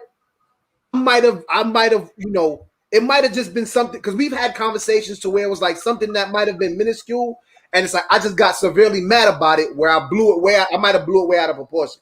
I understand that. But with him, that's not the case. It's like, you know what? Because I've taken shots about a lot of stuff, and it's like, here this dude is still like, trying to make fun of certain situations, of the situation. And it's like, it's not time for laughing. It's really not time for laughing. See, Kamel, I understand. Because Chris could tell a story better, but I'm gonna give up. This is me. I got into a fight with a dude on a train one day a while back, right? Oh yeah. I got into a fight on a right. So right. Oh yeah. All right. Okay. Yeah. Okay, for the most, and now me, for the fight happened. It wasn't really something that happened to me. It happened to him. So But it was playing, both of us. it was more on you though. It was more on you though. So okay, the dude stood in front of me. He wanted to sit down, but I'm like, and there was like a small space in between me and Chris. We on the train, small space between me and him. And I told Duke, I was like, yo, you pay your bread. I can't tell you you can't sit, but if you think you can fit there, go ahead. And he plopped in a seat. He plopped in a seat, and he pretty much sitting on our lap when he did that. But he mostly was on Chris. I jumped up. I didn't even have no conscience. I just started hitting this dude, right? Real rap. I just started hitting this dude. I didn't have no conscience about. Now, mind you, it's not like we was having a bad morning. It's not like I was arguing with anybody. Nothing like that or whatever. The morning went smooth. It's like 7 o'clock in the morning. Duke did that. I just lost it. I just started dumbing out on homie or whatever case, right? Chris grabbed me, trying to calm me down. Then Chris started talking to the dude. Chris, what you talking for? I ran around and he started just duffing Duke again. Just started hitting the dude again. Chris pulled me to the other end of the train. Now, mind you, right as that happened, this woman out of nowhere came, sat on the dude's lap, and said to me, I'm going to sit on his lap because you can't hit him no more, right? Chris pushed me to the other end of the train, right? And is trying to make jokes. I'm like, Chris, I see what you're doing. This shit is not even a game right now, man. It's true. It's not a game right now, man. Like, this is not, again, this is, and I understand, I can, as I look back, this can come out stupid. I can kind of understand probably what his position was at the time, but it's like the ignorance of the dude to feel as if like he didn't try to sit down. He was trying to do something. He was trying to prove a point. And with Chris just kind of just like taking it as like, just taking it in ease, taking it in stride like it was nothing. It's like, my dude, what are you doing? What are you doing? This dude got like, I mean, if you're not going to help me, let me finish what I'm doing. Let me finish what I'm doing. And that's my point. It's like, yo, like, you did enough, and he stopped you at the right point, and that's what you now realize. No, I didn't. Oh, no. No, I know. Wait. And I understand. But here's a question I want to ask for you three men on this, right? We had Black Lives Matter. You guys because I don't know what it's like being a black man. I don't know what made me throw this up in there. I guess because of the violence Ryan made me bring this up that he committed. But as a black man going out in these streets, how do you feel knowing that black men are targeted? I want to know from each of you, because as a black woman, I asked my husband about this, but as a black man, how does it feel knowing that you're targeted? We had the George Floyd, we had all these situations. How do you feel every day when you walk outside of your house? I know you're not someone working from home or school, but how do you feel driving? Like, how does it? I want to ask you, Kamel. How do you feel? Well, they can't see me over the dashboard, so I'm typically up. No, I'm just playing, but I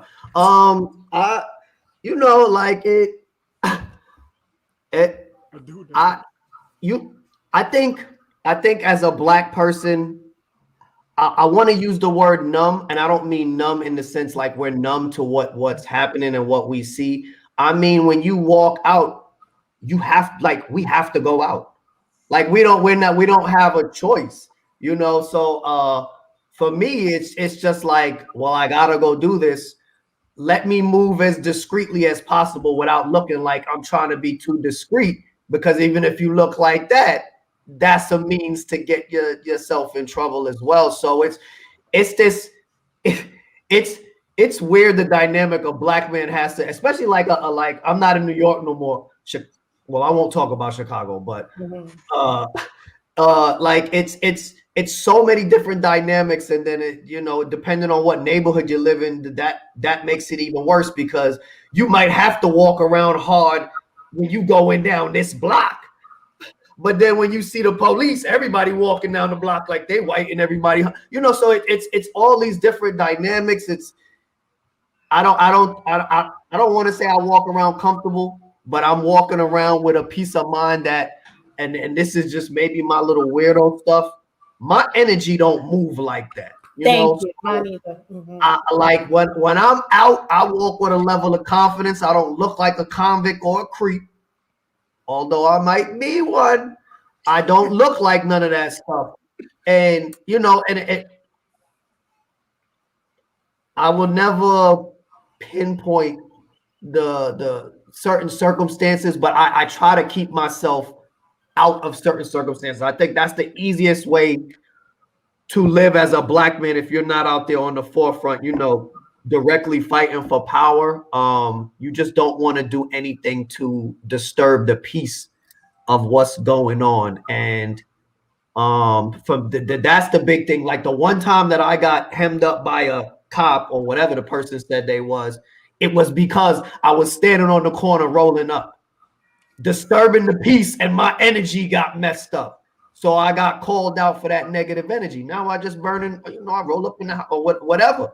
But I won't do that in front of somebody's house. I'm not going to bring that type of energy around. So same difference when I'm moving out in public or when I'm in the mall. When I'm in the mall, I'm in the mall for this. So let me focus on this. And plus, I walk around, me and Chris out, always smiling.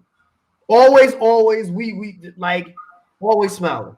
And that's why on the train, Chris's jerk response is, I can ease this with laughter. Laughter will make the biggest person calm down if you hit them with the right thing.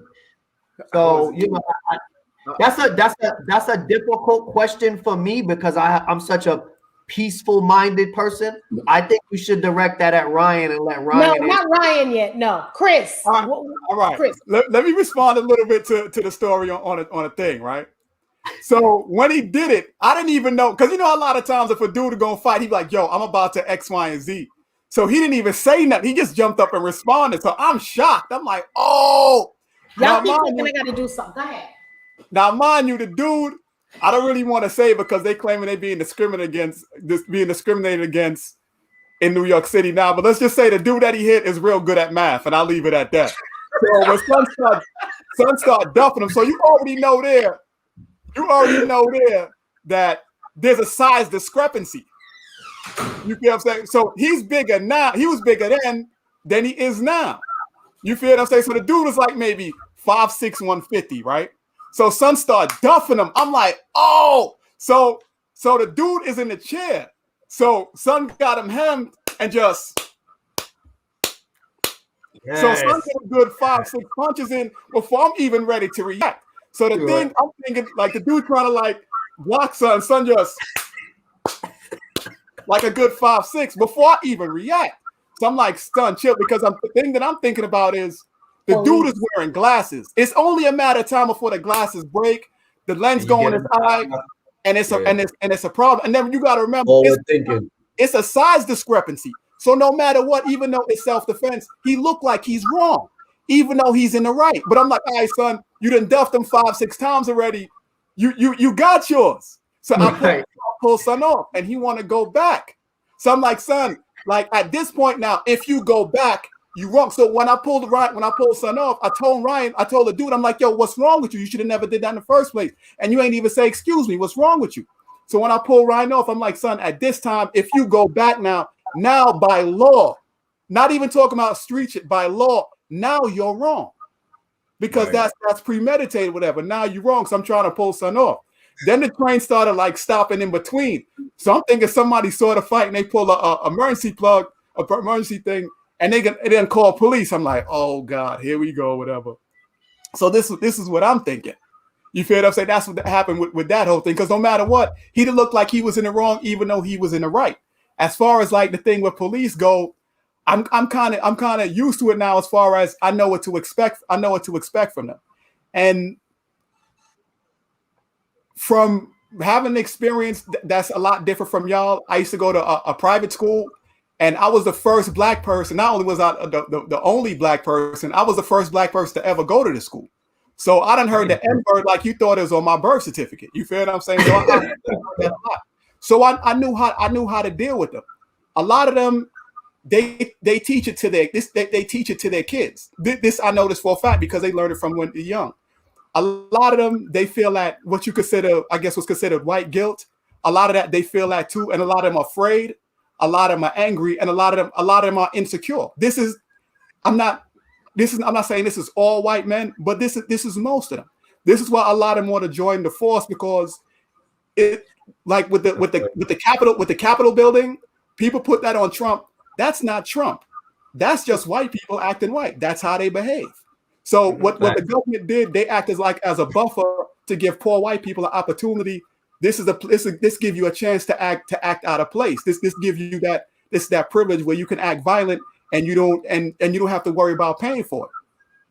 You feel what I'm saying? I want to interject because you said something about it's white people acting white. I mean, I agree. It wasn't, Trump. It was people who wanted to do what they wanted to do. But you don't think Trump was somewhat of an advocate of the behavior that happened in Federal Hill? Like, you don't think? Of course. But what I'm saying is So we can't say that it wasn't Trump. But my thing is, you can't just say, for example, the masking law that they're doing. Okay, the governor is saying in Texas, you don't have to wear a mask. So my thing is, just because you tell me I don't have to wear a mask, but it's my life, I'm going to wear a mask. So again, what I'm trying to say, if I say go storm the Capitol building, this is what I'm saying.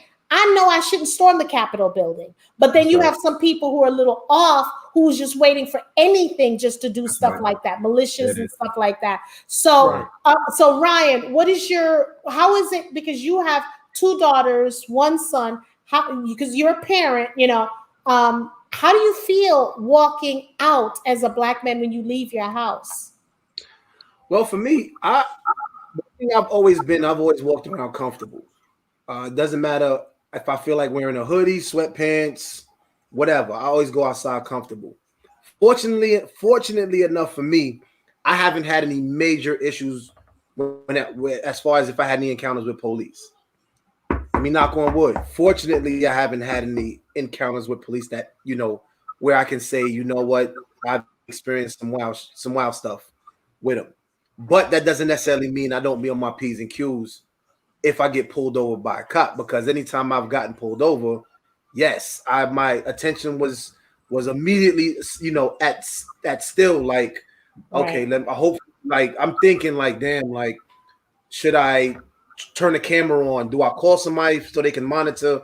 Whatever. I've had these thoughts, and it's crazy that as an African American that I have to do that if I'm getting pulled over by a cop, because I'm pretty sure, like, anybody I know that's Caucasian or any other ethnicity, they don't necessarily think about that themselves if they get pulled over by a cop.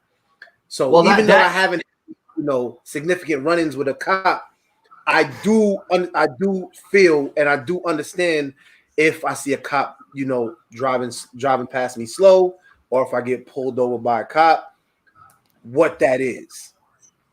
So, I mean, like I said, I'm fortunate that I haven't had any, significant encounters with the police. But I'm still aware. I'm not gonna say I'm nervous. I'm just aware when I'm around, a space where there's police and everything like that. So I haven't necessarily been in a situation where a Caucasian or anybody called me the N-word or whatever the case is. They might have said it that I couldn't hear it, but directly to me, I haven't necessarily gone through that. But then also you have that intimidating. But that's the funny thing, because you say I have that intimidating presence. I haven't visibly seen, like, say, a white person feeling threatened if I've been around them or whatever. Nothing visible.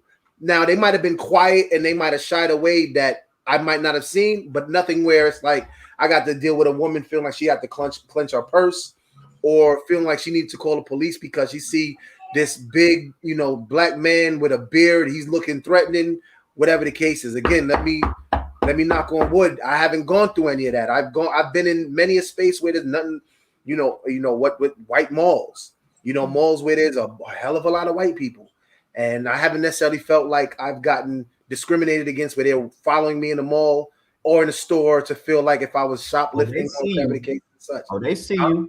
They see you. Oh, they watching you. I'm not saying I'm not saying that they don't. I'm not saying that they don't. But nothing immediately visible. Nothing immediately visible. You know what I mean? Like, I haven't gotten the snide comments, nothing condescending. nothing like that, or whatever the case is. So again, I'm happy that I haven't. I'm happy that I haven't experienced it because, as you all know, y'all know, you know how my temper can be, and I would hate to go through something like that to where I feel like, hold up, like, and then now something now has to happen because I feel like I'm being treated unfairly or whatever. I mean, because my fiance, she's a cop. We've had conversations about these things. And, you know, I told her something in particular, how I feel if certain things happen. And, you know, she's trying to warn me against from act, even though if I'm in the right for feeling this way and wanting to react this way, she's, you know, well, clearly she, you know, being protective of like, look, don't do that or whatever. And for me, it's like all the people that have, you know, gone through certain, you know, episodes with police, if they try to be on their best behavior and yet things still happen, what's the difference from reacting away or just being, if it's gonna happen, it's gonna happen. If it's gonna happen anyway, it don't matter, because we've seen all these things that happen to where a person was just doing what they were told, respecting the authority, and yet they still didn't make it home that night. Go ahead, sorry. So if I'm supposed to act accordingly, but yet things are still gonna necessarily transpire, it shouldn't matter how I'm gonna react. If this cop is having a bad day or he feel like doing X, Y, and Z, it don't matter how I react because he's gonna find a reason to do what he wants to do. Well, I can't bring Uzi on because it's going to be another 2 hours, and we can't do another 2 hours. So I'll tell him on the 5th show he can come on the 5th show. By that time, the bridge is going to be burned. I'm gonna try to call him when we get off. I'm gonna try to call him when we hang up. When we get off of this. I just called him because I know tears are going to be flowing because I want him to heal too. You know what I'm saying? Because he got a lot of stuff. You gonna have Uzi out here looking like MJ. You need to. We need to prep him for this. Well, but it's okay. No, you ain't gotta prep him. He let go. Once you start talking to him, he's gone. He's gone. Okay. You don't have to prep him or nothing. This is just how he feels. He's not gonna hold any punches. He gonna speak his mind. That's good. He gonna speak his mind. Well, that's gonna be a day where Chris won't be on the show and Uzi will be on the show because that echoing that's gonna go on is gonna be a hot mess. And it has nothing to do with Chris. It's going to be a hot mess. So I need to get Uzi on. I need to get Janelle on. We all need to talk, you know, just again, because we have the Morris, we have the Bennetts, and then the Goldbergs and all that kind of stuff. And it was just amazing because when was the last time y'all spoke to Maxine? I spoke to her. When I stayed with Lanifa that little while back. I think I spoke to Maxine on the phone. Every once in a while, she'll randomly hit me up on Facebook Messenger like, "Hey, cuz," and I'm like, "Hey, what's up?" I'm happy for you. I'm happy for you that you can do that. I'm not doing it. She passed my crib. Was it about like a year ago? Because PJ lived like about 10 minutes from us. So one day she passed by the crib. She's like, "Yo, cuz, what up?" I'm like, "Oh shit, what up?" And what did you do, Chris? Oh, you just see what he did. You just see what he did. And this is what he did. Yeah. After the moving out. See, that's what I'm talking. See, Ryan, you see, that's what I'm talking about. That's the foolery I'm talking about. Me and you went to bed after she said that foolishness, and he's, yo, what's up? I'm done. See, y'all know I'm missing the train on something. All right, yo, Kamel, I'm gonna put it to you like this, right? She's messy. We had when I used to live up there, we in the crib, you know, between me, Chris, and you know, Lorna, we say we have our issues in the house.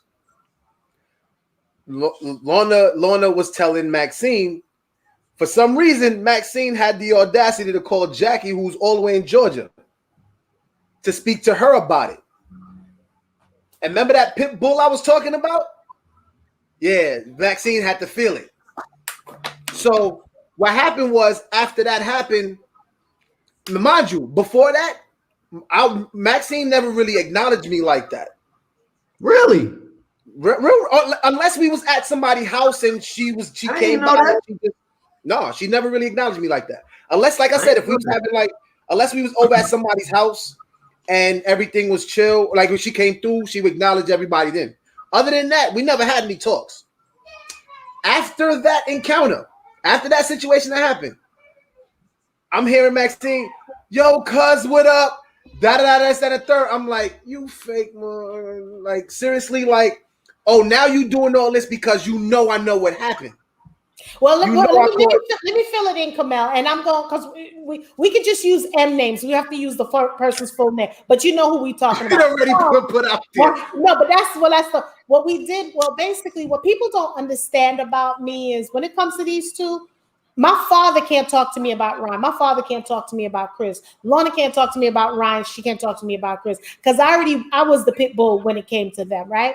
So she felt comfortable. The person we're talking about felt comfortable by whatever she heard. Maybe that person was venting to them. So she felt comfortable coming to me about them. And when I say I lit that up, I lit it up. Okay. And of course, I'm going to call Ryan because Chris is, Chris. So I call Ryan because I want Ryan, when she come to Ryan, I want Ryan to snap back at her and let her know, don't play with me when it comes to my siblings. Don't play with me. You know what I'm saying? And I guess she figured because she knew me and Chris was like buku. She didn't know my relationship with Ryan. She didn't know Ryan was part of the Three Musketeers. So when I lit her up, I lit her up. Okay.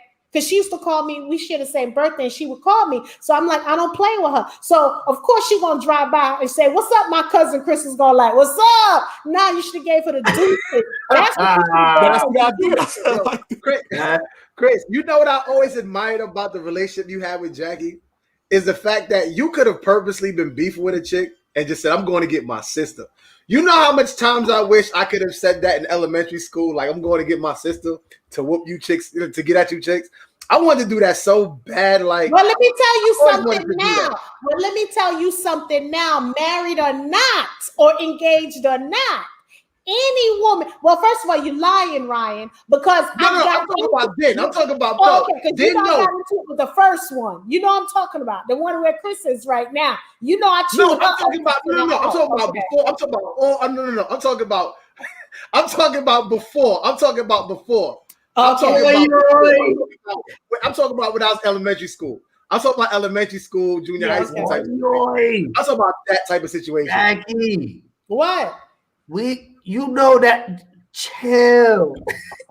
I don't have a chill. Let me Kamel, there was so much stuff going on. I took a plane and came to New York and ruffled some feathers. Ryan will tell you. Chris will tell you. Sure did. Up in that house, sure did. Mm-hmm. I don't have a chill. Not when it comes to them. I don't have a chill. Yo. And the thing is, for them is I didn't have that. I couldn't go to my siblings and say, hey, such and such did this for me. I mean, my brother did that one day, but he was like, Mr. Everybody knew who he was. So it was his reputation. But I didn't have that. Mm-hmm. Thank God I was blessed by good men in my life and all that kind of good, boyfriends. Because I never had a bad boyfriend. You know what I'm saying? So it was always good boyfriends. But again, like I said, with that person, we can't have that going on. And I think sometimes the family allow people to talk about each other and we saying hi to them instead of saying, yo, you can't we supposed to be blood. You can't do that. You know what I'm saying? And I understand when there's a difference in opinions, but when you start to get disrespectful and the parents uphold that foolishness. Well, you see, there's a whole lot of family secrets. I'm not very privy to, quite honestly, not most of the secrets in the family. So that's why I've always. This is what we said earlier. Like, it's a lot of secrets that's been swept under the rug, and it's like yo, Kamel, we talked about it before. Like certain things that popped up, and it's like, yo, like, how is it that we only just find this out? Like, why y'all purposely hiding this stuff? Like, I don't understand. Because I thought y'all knew. Because my stuff is normal. That is happening to where it's like y'all not even doing nothing about it. Y'all just. Like, I'm gonna just leave it here. I'm gonna bury it in the desert and I'm gonna just walk off like nothing happened. I my truth, but my thing is, I think sometimes we think that y'all know, because I know when I said some things to Chris and I'm like, how did you not know? And then, with Ryan, like, how did you not know? Because we got a bully for an aunt and everybody is all up in that booty and no one is really calling her to the task. When we talked about that situation, I mean, the thing that happened with the kid that was born, I know who the pawn is. I know who the pawn is. That kid that was born or whatever from. We had to talk. I don't want to say too much until y'all bring it out, but I'm just saying. Are you talking when to me? I said, or is it something between you and Kamel? No, I'm talking about you and Chris. As far as with right. Okay. Yeah. I didn't know any of that. And when y'all said it, I was like, hold up, what are you talking about? Like, are you? And you was like, you ain't know that? I'm like, I don't talk to them like that. How am I supposed to know that? Kamel, I'm the one that talks about all the secrets in the family. I put it out there because we have to heal. You know what I'm saying? So we have to heal, and it's still like it's just shoved under the carpet, and we got to stop the shoving under the carpet. We got to start healing, because when that situation happened, that affects us. Because I'm here down here in Georgia making fun, like, oh yeah, that don't, and it's happening in our family. And then I'm finding out on that side of the family, it's history. It's stuff that not the first time. You know, the thing about that, and I wholeheartedly agree. The thing about that is that, unfortunately, that burden also falls on the person who had to experience it, right? Because you have to be ready. You have to be comfortable. We could champion you all day. And that's why I say, even with that, right. Even with that situation, I don't know anything. As far as I know, all of my female cousins, when they're around me, they're happy. And if y'all don't tell me, I'm not looking for it, because I don't know it even exists. So that's why me and Ryan has these stupid faces like, when, how, where, why? Yo, I mean, you know, because we not out of sight. But you know who's the secret crypt keeper on here? This one right here. That's the crypt keeper right here. He knows everything. He don't say nothing. So this is the crypt keeper right here, and he needs to open up his mouth when he finds stuff out. Not just telling other people, but like you tell him stuff, and he'll just like, oh, okay. And he because Chris have that personality to, like you said, everybody likes Chris, and he catches everything on the humble. So he'll go over to their crib on some humble joint, just going to check them. They chilling, drinking, smoking, whatever the case is, and everything is pouring out, and Chris getting everything. And this just happens consistently with him. Like with all of them, it's just like Chris just finding out all the dirt, and it's like he ain't even. But there's a lot of things I don't know too. Yeah, but the things you do know, which irks me, because I'll come and tell Chris, and Chris is like, yeah, I knew that, and I'm like, because my thing is like, I mean, like that bully that we have, it used to irk me that Chris would go over to her house and be like, even if he had to see his father, go over to her house and act like you know how she treated your mom, you know how she treated me, you know how she treated mine, I was fired off of Chris one day because he went to go check homie. He went to go check his pops or whatever one day. And I had no problem with him going over to go check him, because he took Olivia and Maya over there. I don't have a problem with it to go check to see him. But the bully is over there at the time. And I'm like, yo, nah, that right there is not working. That's not working. I'm not That's even the devil. That's the reason as to what he was doing. I'm not mad at that. But it's just like, yo, her, because I mean, here's how I'm looking at it, right? I don't care how she feels towards me at this point. I don't care if it's good or bad. I don't care. What I didn't want to happen was he takes them over there and she gives them any negative energy, because the house is on fire after that. And I'll be looking at Chris like, yo, now I understand what you was doing, but at this point you can't stop me from how I'm gonna react at this point, because you know the business already with this woman. You already know what it is. So for her to, if she was to ever do that, I'm now within my right to not even speak no words. The house is on fire. I'm done. Well, wait. Because I'm mentored by police chiefs and I help work some things with law enforcement. No, it could be figuratively. I'm not saying literally. I'm just saying. He doesn't mean like burning down the house. It's just. I didn't say burning down the house. I said the house on fire. I didn't say I was burning it down. it could have just been a figurative. I'm just saying at this point how I'm feeling about if that would have happened. How my energy is. I'm pissed off. I'm hot. I'm on fire. Like it is what it is. I didn't say I went over there, threw a Molotov cocktail through the window or nothing. I ain't say all that. I'm not saying it was with my energy. I'm just saying. I think I can't speak for Chris on this, but I'm gonna guess this is probably him too. Oh my God. It's too much work to carry around negative stuff. It just is. And I think, and I understand what y'all are saying, and I don't necessarily that these situations that y'all speaking about with Chris, he's necessarily choosing sides.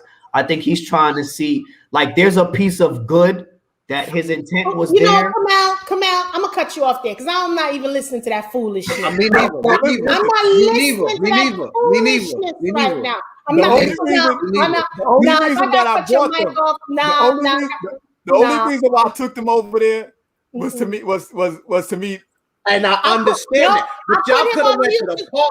Y'all could have went to the store. Ryan, I put him on mute too. Ryan, I put him on mute too. So me and you could talk. I'm not listening to that stuff. They both on me. They on timeout for right now.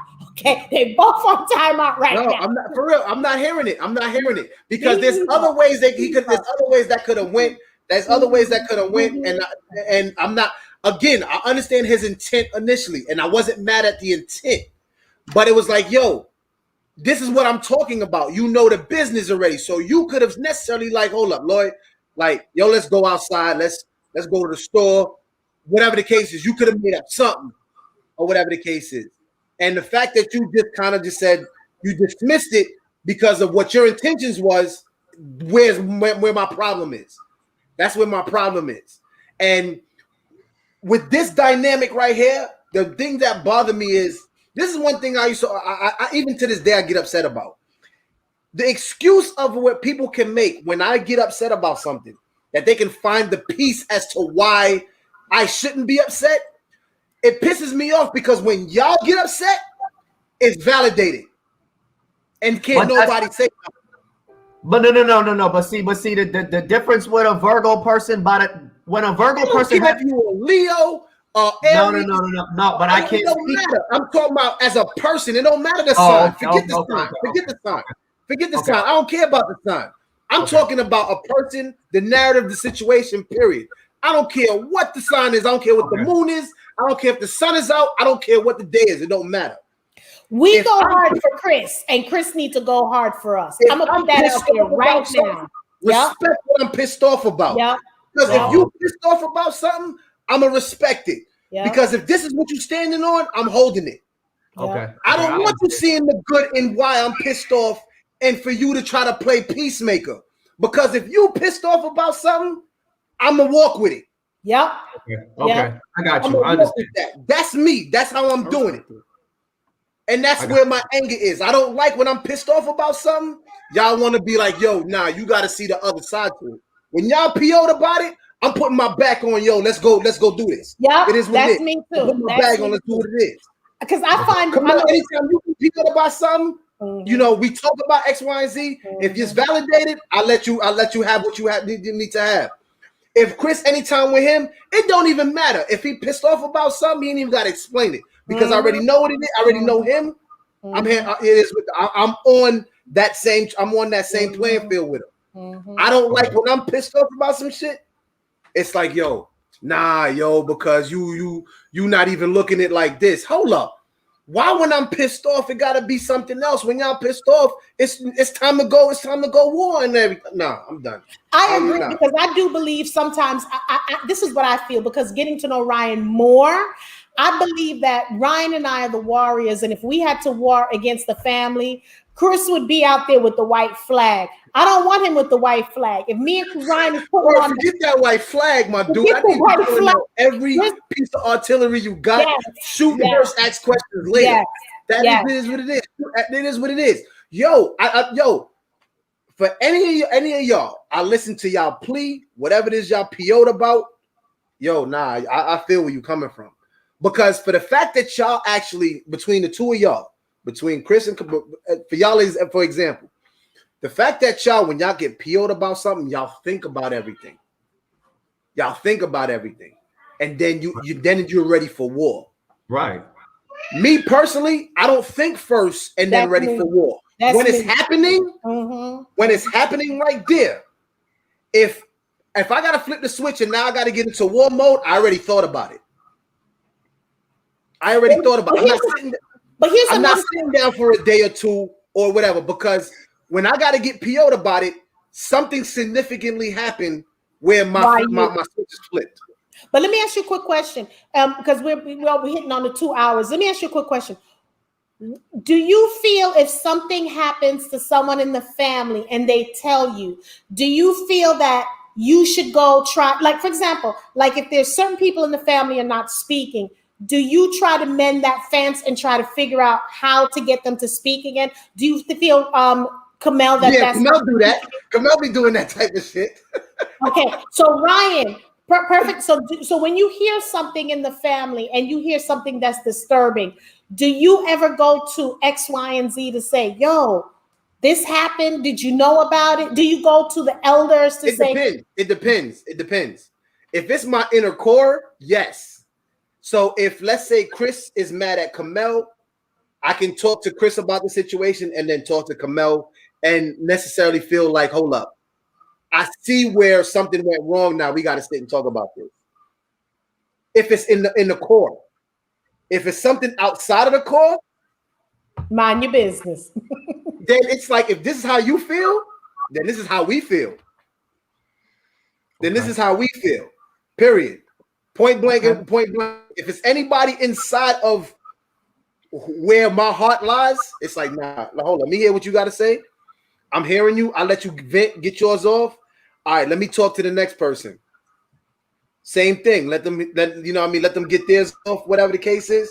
All right, now y'all got to talk about this, because for me, my core it's like, if I'm feeling a particular way, I use them as to get so that whatever I'm feeling, if it's something personal, whatever the case is, I use them as my recreational tool, therapy, or whatever the case is, when I feel better about the situation. So now, if Kamel and Chris isn't seeing eye to eye, and now one of them isn't there because I'm not trying to be there, because I'm not trying to fight with. No, we can't have that. Because it's whoever isn't there, that vibe is felt, that person isn't there. So when do you think it's okay for the youngers to go to the elders? Because really all this stuff starts with the elders. Okay. Mm-hmm. So my question is, when is the younger, especially when we know that they're wrong, when are we going to go? Because when are we going to do that? Because when do you asking, wait, so you asking as if the attempt of trying to talk to the elders hasn't happened already? Yeah, I am. Well, that's an error, because we have done that. And the problem with that is the elders don't want to. I think because of it's the kids that's coming to them and saying, yo, you wrong, they don't want to believe that they're wrong. Because certain things has been said and told to the elders to say, yo, you were wrong on this. But because you're the child, it's led to believe that the elders know more than the child. So who are you to tell me I'm wrong about something? And for me, you only get a couple of attempts. So if I come to you and as the elder and telling you certain things and you don't want to hear it because you feel like, because you the elder, you ain't got to listen to me, or you don't never see yourself as doing wrong, that's how I look at you from going forward. Is like, that's you in my eyes. Like, there's nothing else to talk about at this point, because you're never going to see what I see, or you don't want to allow yourself to see that. So I'm now just like with this person, I'm just like, whatever. Wow. So Chris, we're right here.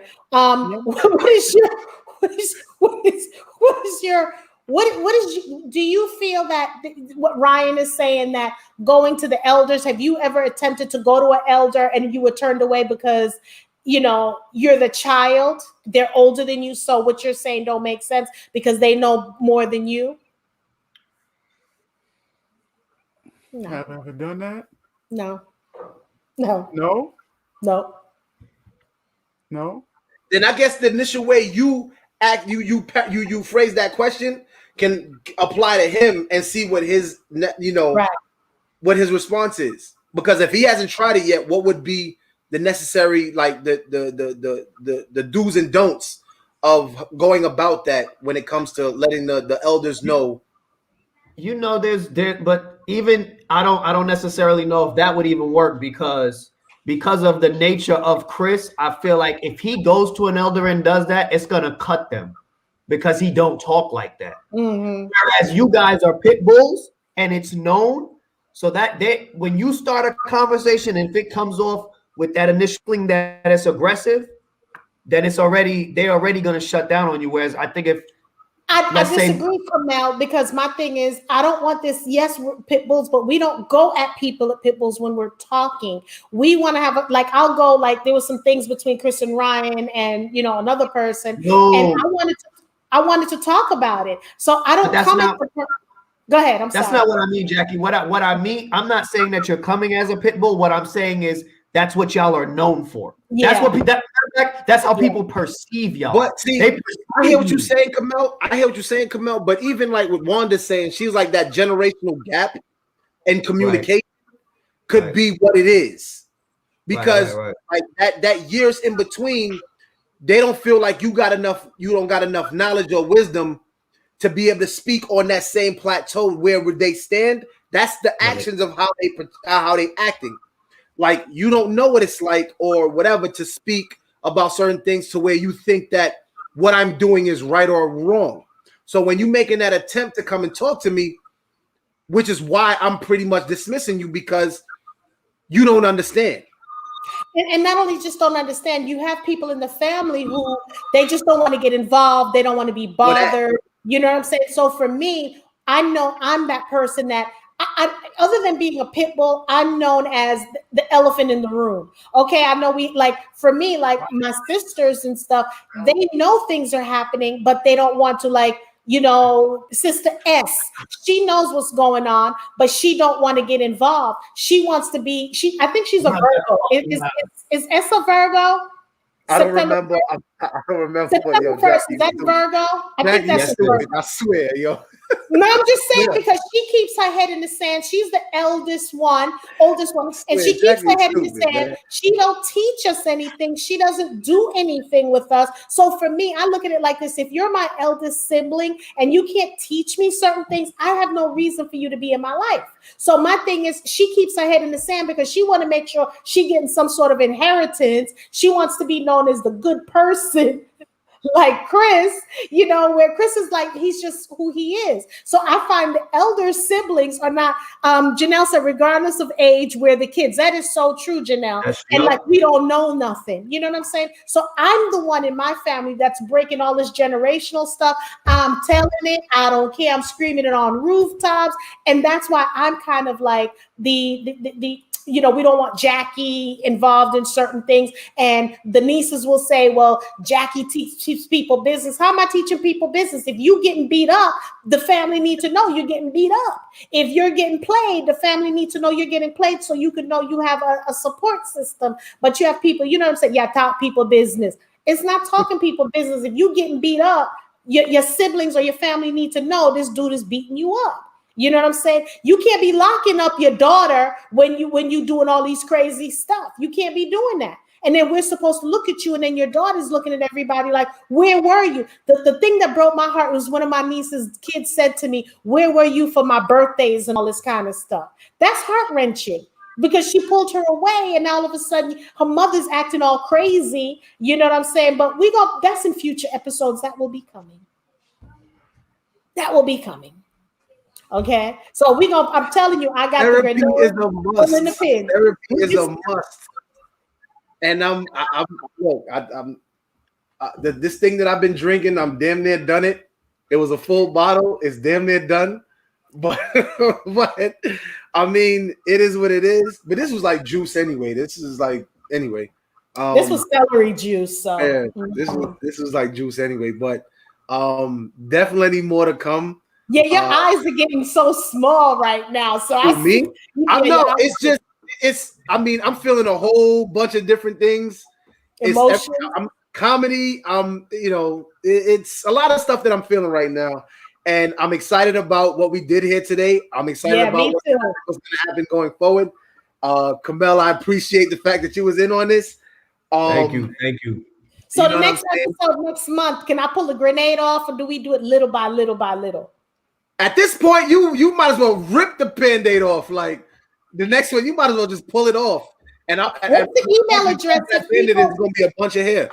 What's the email address for? Because guys, please subscribe to the Women Are Worthy Network. Women Are Worthy Network is sponsoring Opinionated Siblings. We also have an email address if you want to email us with topics. We're going to be transparent. When I say I'm going to be transparent, I'm going to be totally transparent. They're going to hold me accountable. We're going to talk about stuff. We're going to talk about from relationships to dating to sex to you name it, we're going to talk about. The only thing we're not going to talk about is politics. We're going to talk about everything. We're going to talk about if my brothers is interested in sister wives and all that kind of stuff. We're going to talk about all that stuff. Wanda, yes, the email address. We're going to be speaking monthly. We're going to be speaking monthly because right now, I'm all over the place, meaning I have my Women Are Worthy show. I'm going to be doing my cooking show. But my sibling show I really hold that to my heart because I have my siblings. I have my cousin on as well. And we're going to be talking about things that we really need to talk about. We are right now pulling off the Band-Aid. We're using the peroxide. I don't want all of that. I want to get the knife and pull the bullet out, and you without any anesthesia. So that's what we're going to do over here. For real. You want to get the knife to pull the bullet out. I hear you. Get the knife so when you dig into it, you in pain. Put the moonshine on the wound, for real. Nah, I don't even want the moonshine. The email address is OpenSibs. OPINSIBS. Wait, let me write the email address. Can you type it in or no, you can't? No, I can't. You got to open OPIN SIBS. Okay, so it's open sibs SIBS at gmail.com. So send us an email. And, Kamel, people have been saying, Wanda said, you're dimples.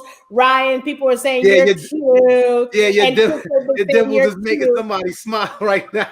Kamel always used to get them type of compliments about his damn dimples. And like they don't never tell it to me. I don't never get it personally. What we telling you now? We tell Miss Wanda said, you mean they tell you personally. Yo, this one right here, man. Well, I'm glad that you guys have this connection. Come on, get out of here. I already know your dimples done got you a few chicks. Like, I don't care what you say, yo. The two ex-wives, they got him at least the two ex-wives. At least that.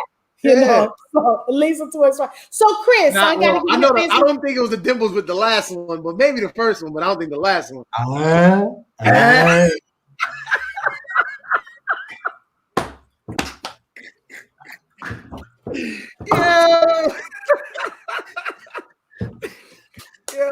my goodness, yo. Like, that's funny.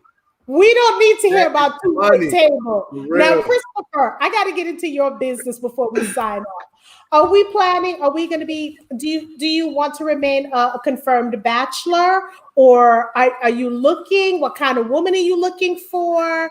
Do you looking for, a cougar? What are you looking for? I'll take a good woman if she come my way. Okay, what's a good woman? That she respect me and know how to treat me right. Are you looking for any particular ethnicity? I mean, black for the most part. She got to be dark skinned. I mean, she don't have to be, but she got to be dark. Yo, hold up. No. She got to be dark skinned because this don't have to be about being light skinned. There's no way he's gonna come home with a light skinned chick. He's always gonna be about a dark skinned chick. I don't care what he say. There's no way he can come home with a light skinned chick. I'm not a reverse colorist. You can like light skin, dark skin, but your preference is dark skin. And you've been asking me that. You didn't ask me. You told me that you thought that was my preference, a light skinned chick. You didn't say no. Wanda said define. See, that's what I was asking you, Chris.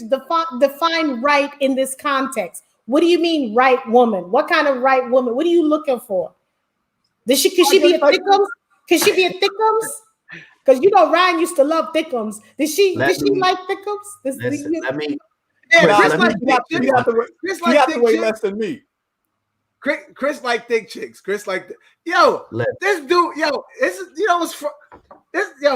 This dude one day we was out and some chick he was talking to or whatever the case is, and this fool forgot his phone at home. As some usual. There's some dark-skinned thick chick or whatever the case is. So he politicking that he get her number. He got to give her my number. Or what have you, right? I remember that. Yeah. I do remember that.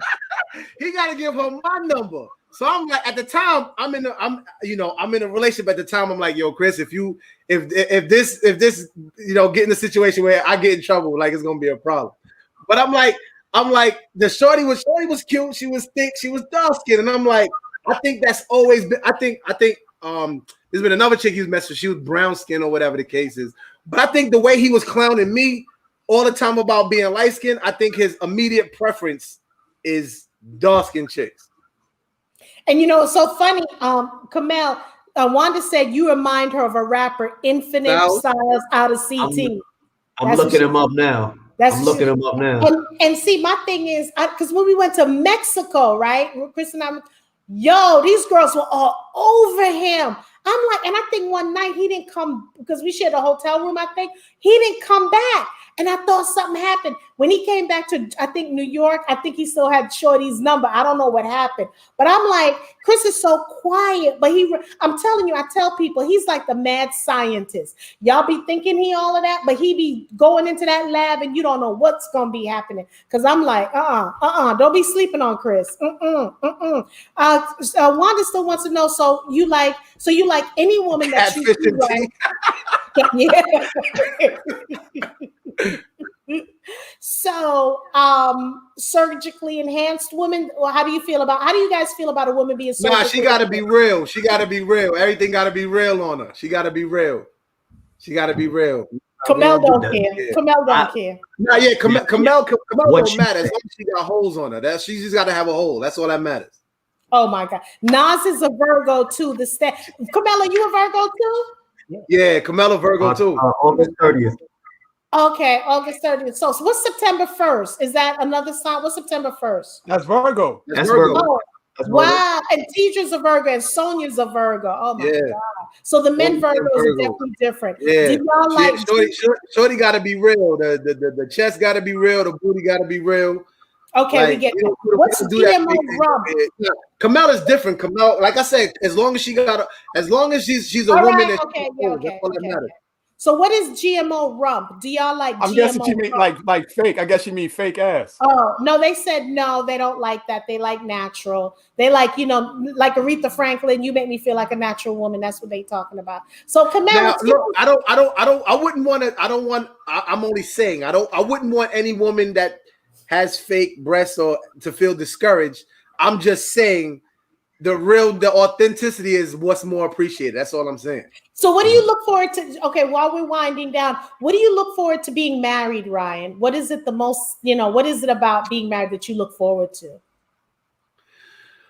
You got to turn your mic down? Huh? You got to turn your mic down? No, I don't know. I don't know really because I've never did it before. I don't necessarily know what to look for. It's all just like a learning curve for the most part. Like, just the experience of the whole experience to say, hey, when it happens, when it finally happens, I'm married or whatever. Like, just everything, like what it comes with. I hear the pros and the cons from some people, what it's like to be married or whatever. I just, that's all. Like, I don't know what to expect. I don't know necessarily what to say, what I'm looking forward to. Well, if you're having a cool relationship now, it should just be the same thing other than just a ring on your finger. You would That's think, really supposedly. But then again, you hear the stories how things were cool at first, and then after the fact, things done change. Ryan, Chris, you ain't got to shake your head that way. Kamel, so like Chris Rock said, it used to be head, then it became, fellatio. Okay. You know what I'm saying? Like, so anyway, Kamel, are you looking to get married for the third time? I can't wait for the next episode, yo. This is gonna be crazy.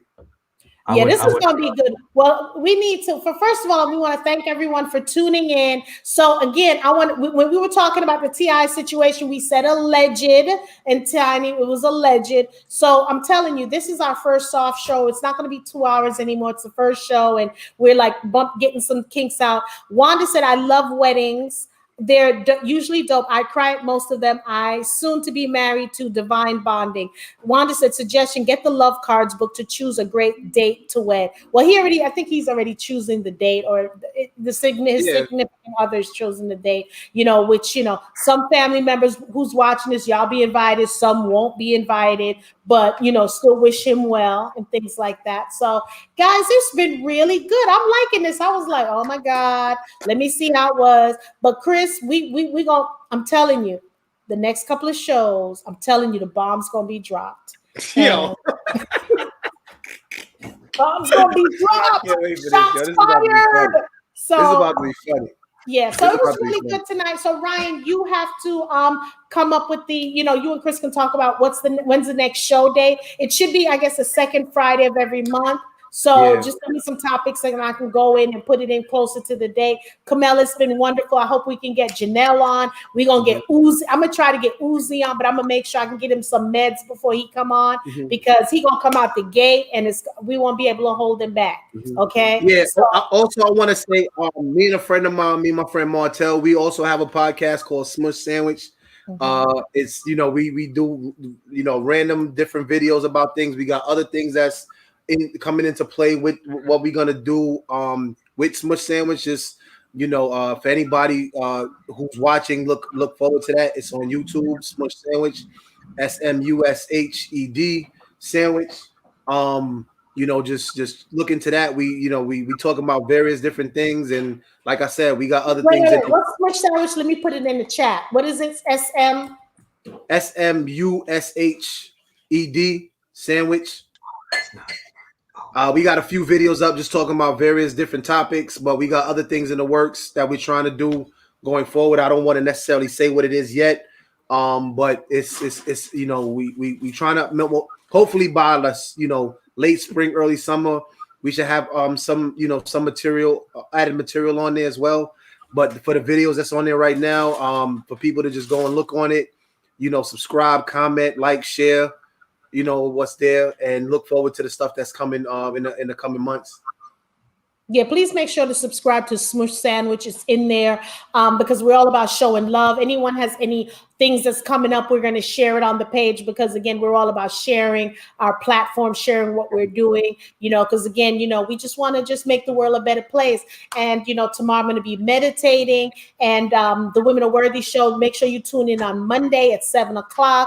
We're working on and for those, go back if you haven't. I did a phenomenal interview with Dorinda Clark from the Clark sisters. It was phenomenal. So go back and watch it. People are saying that they've never seen her like that. It was just a great video.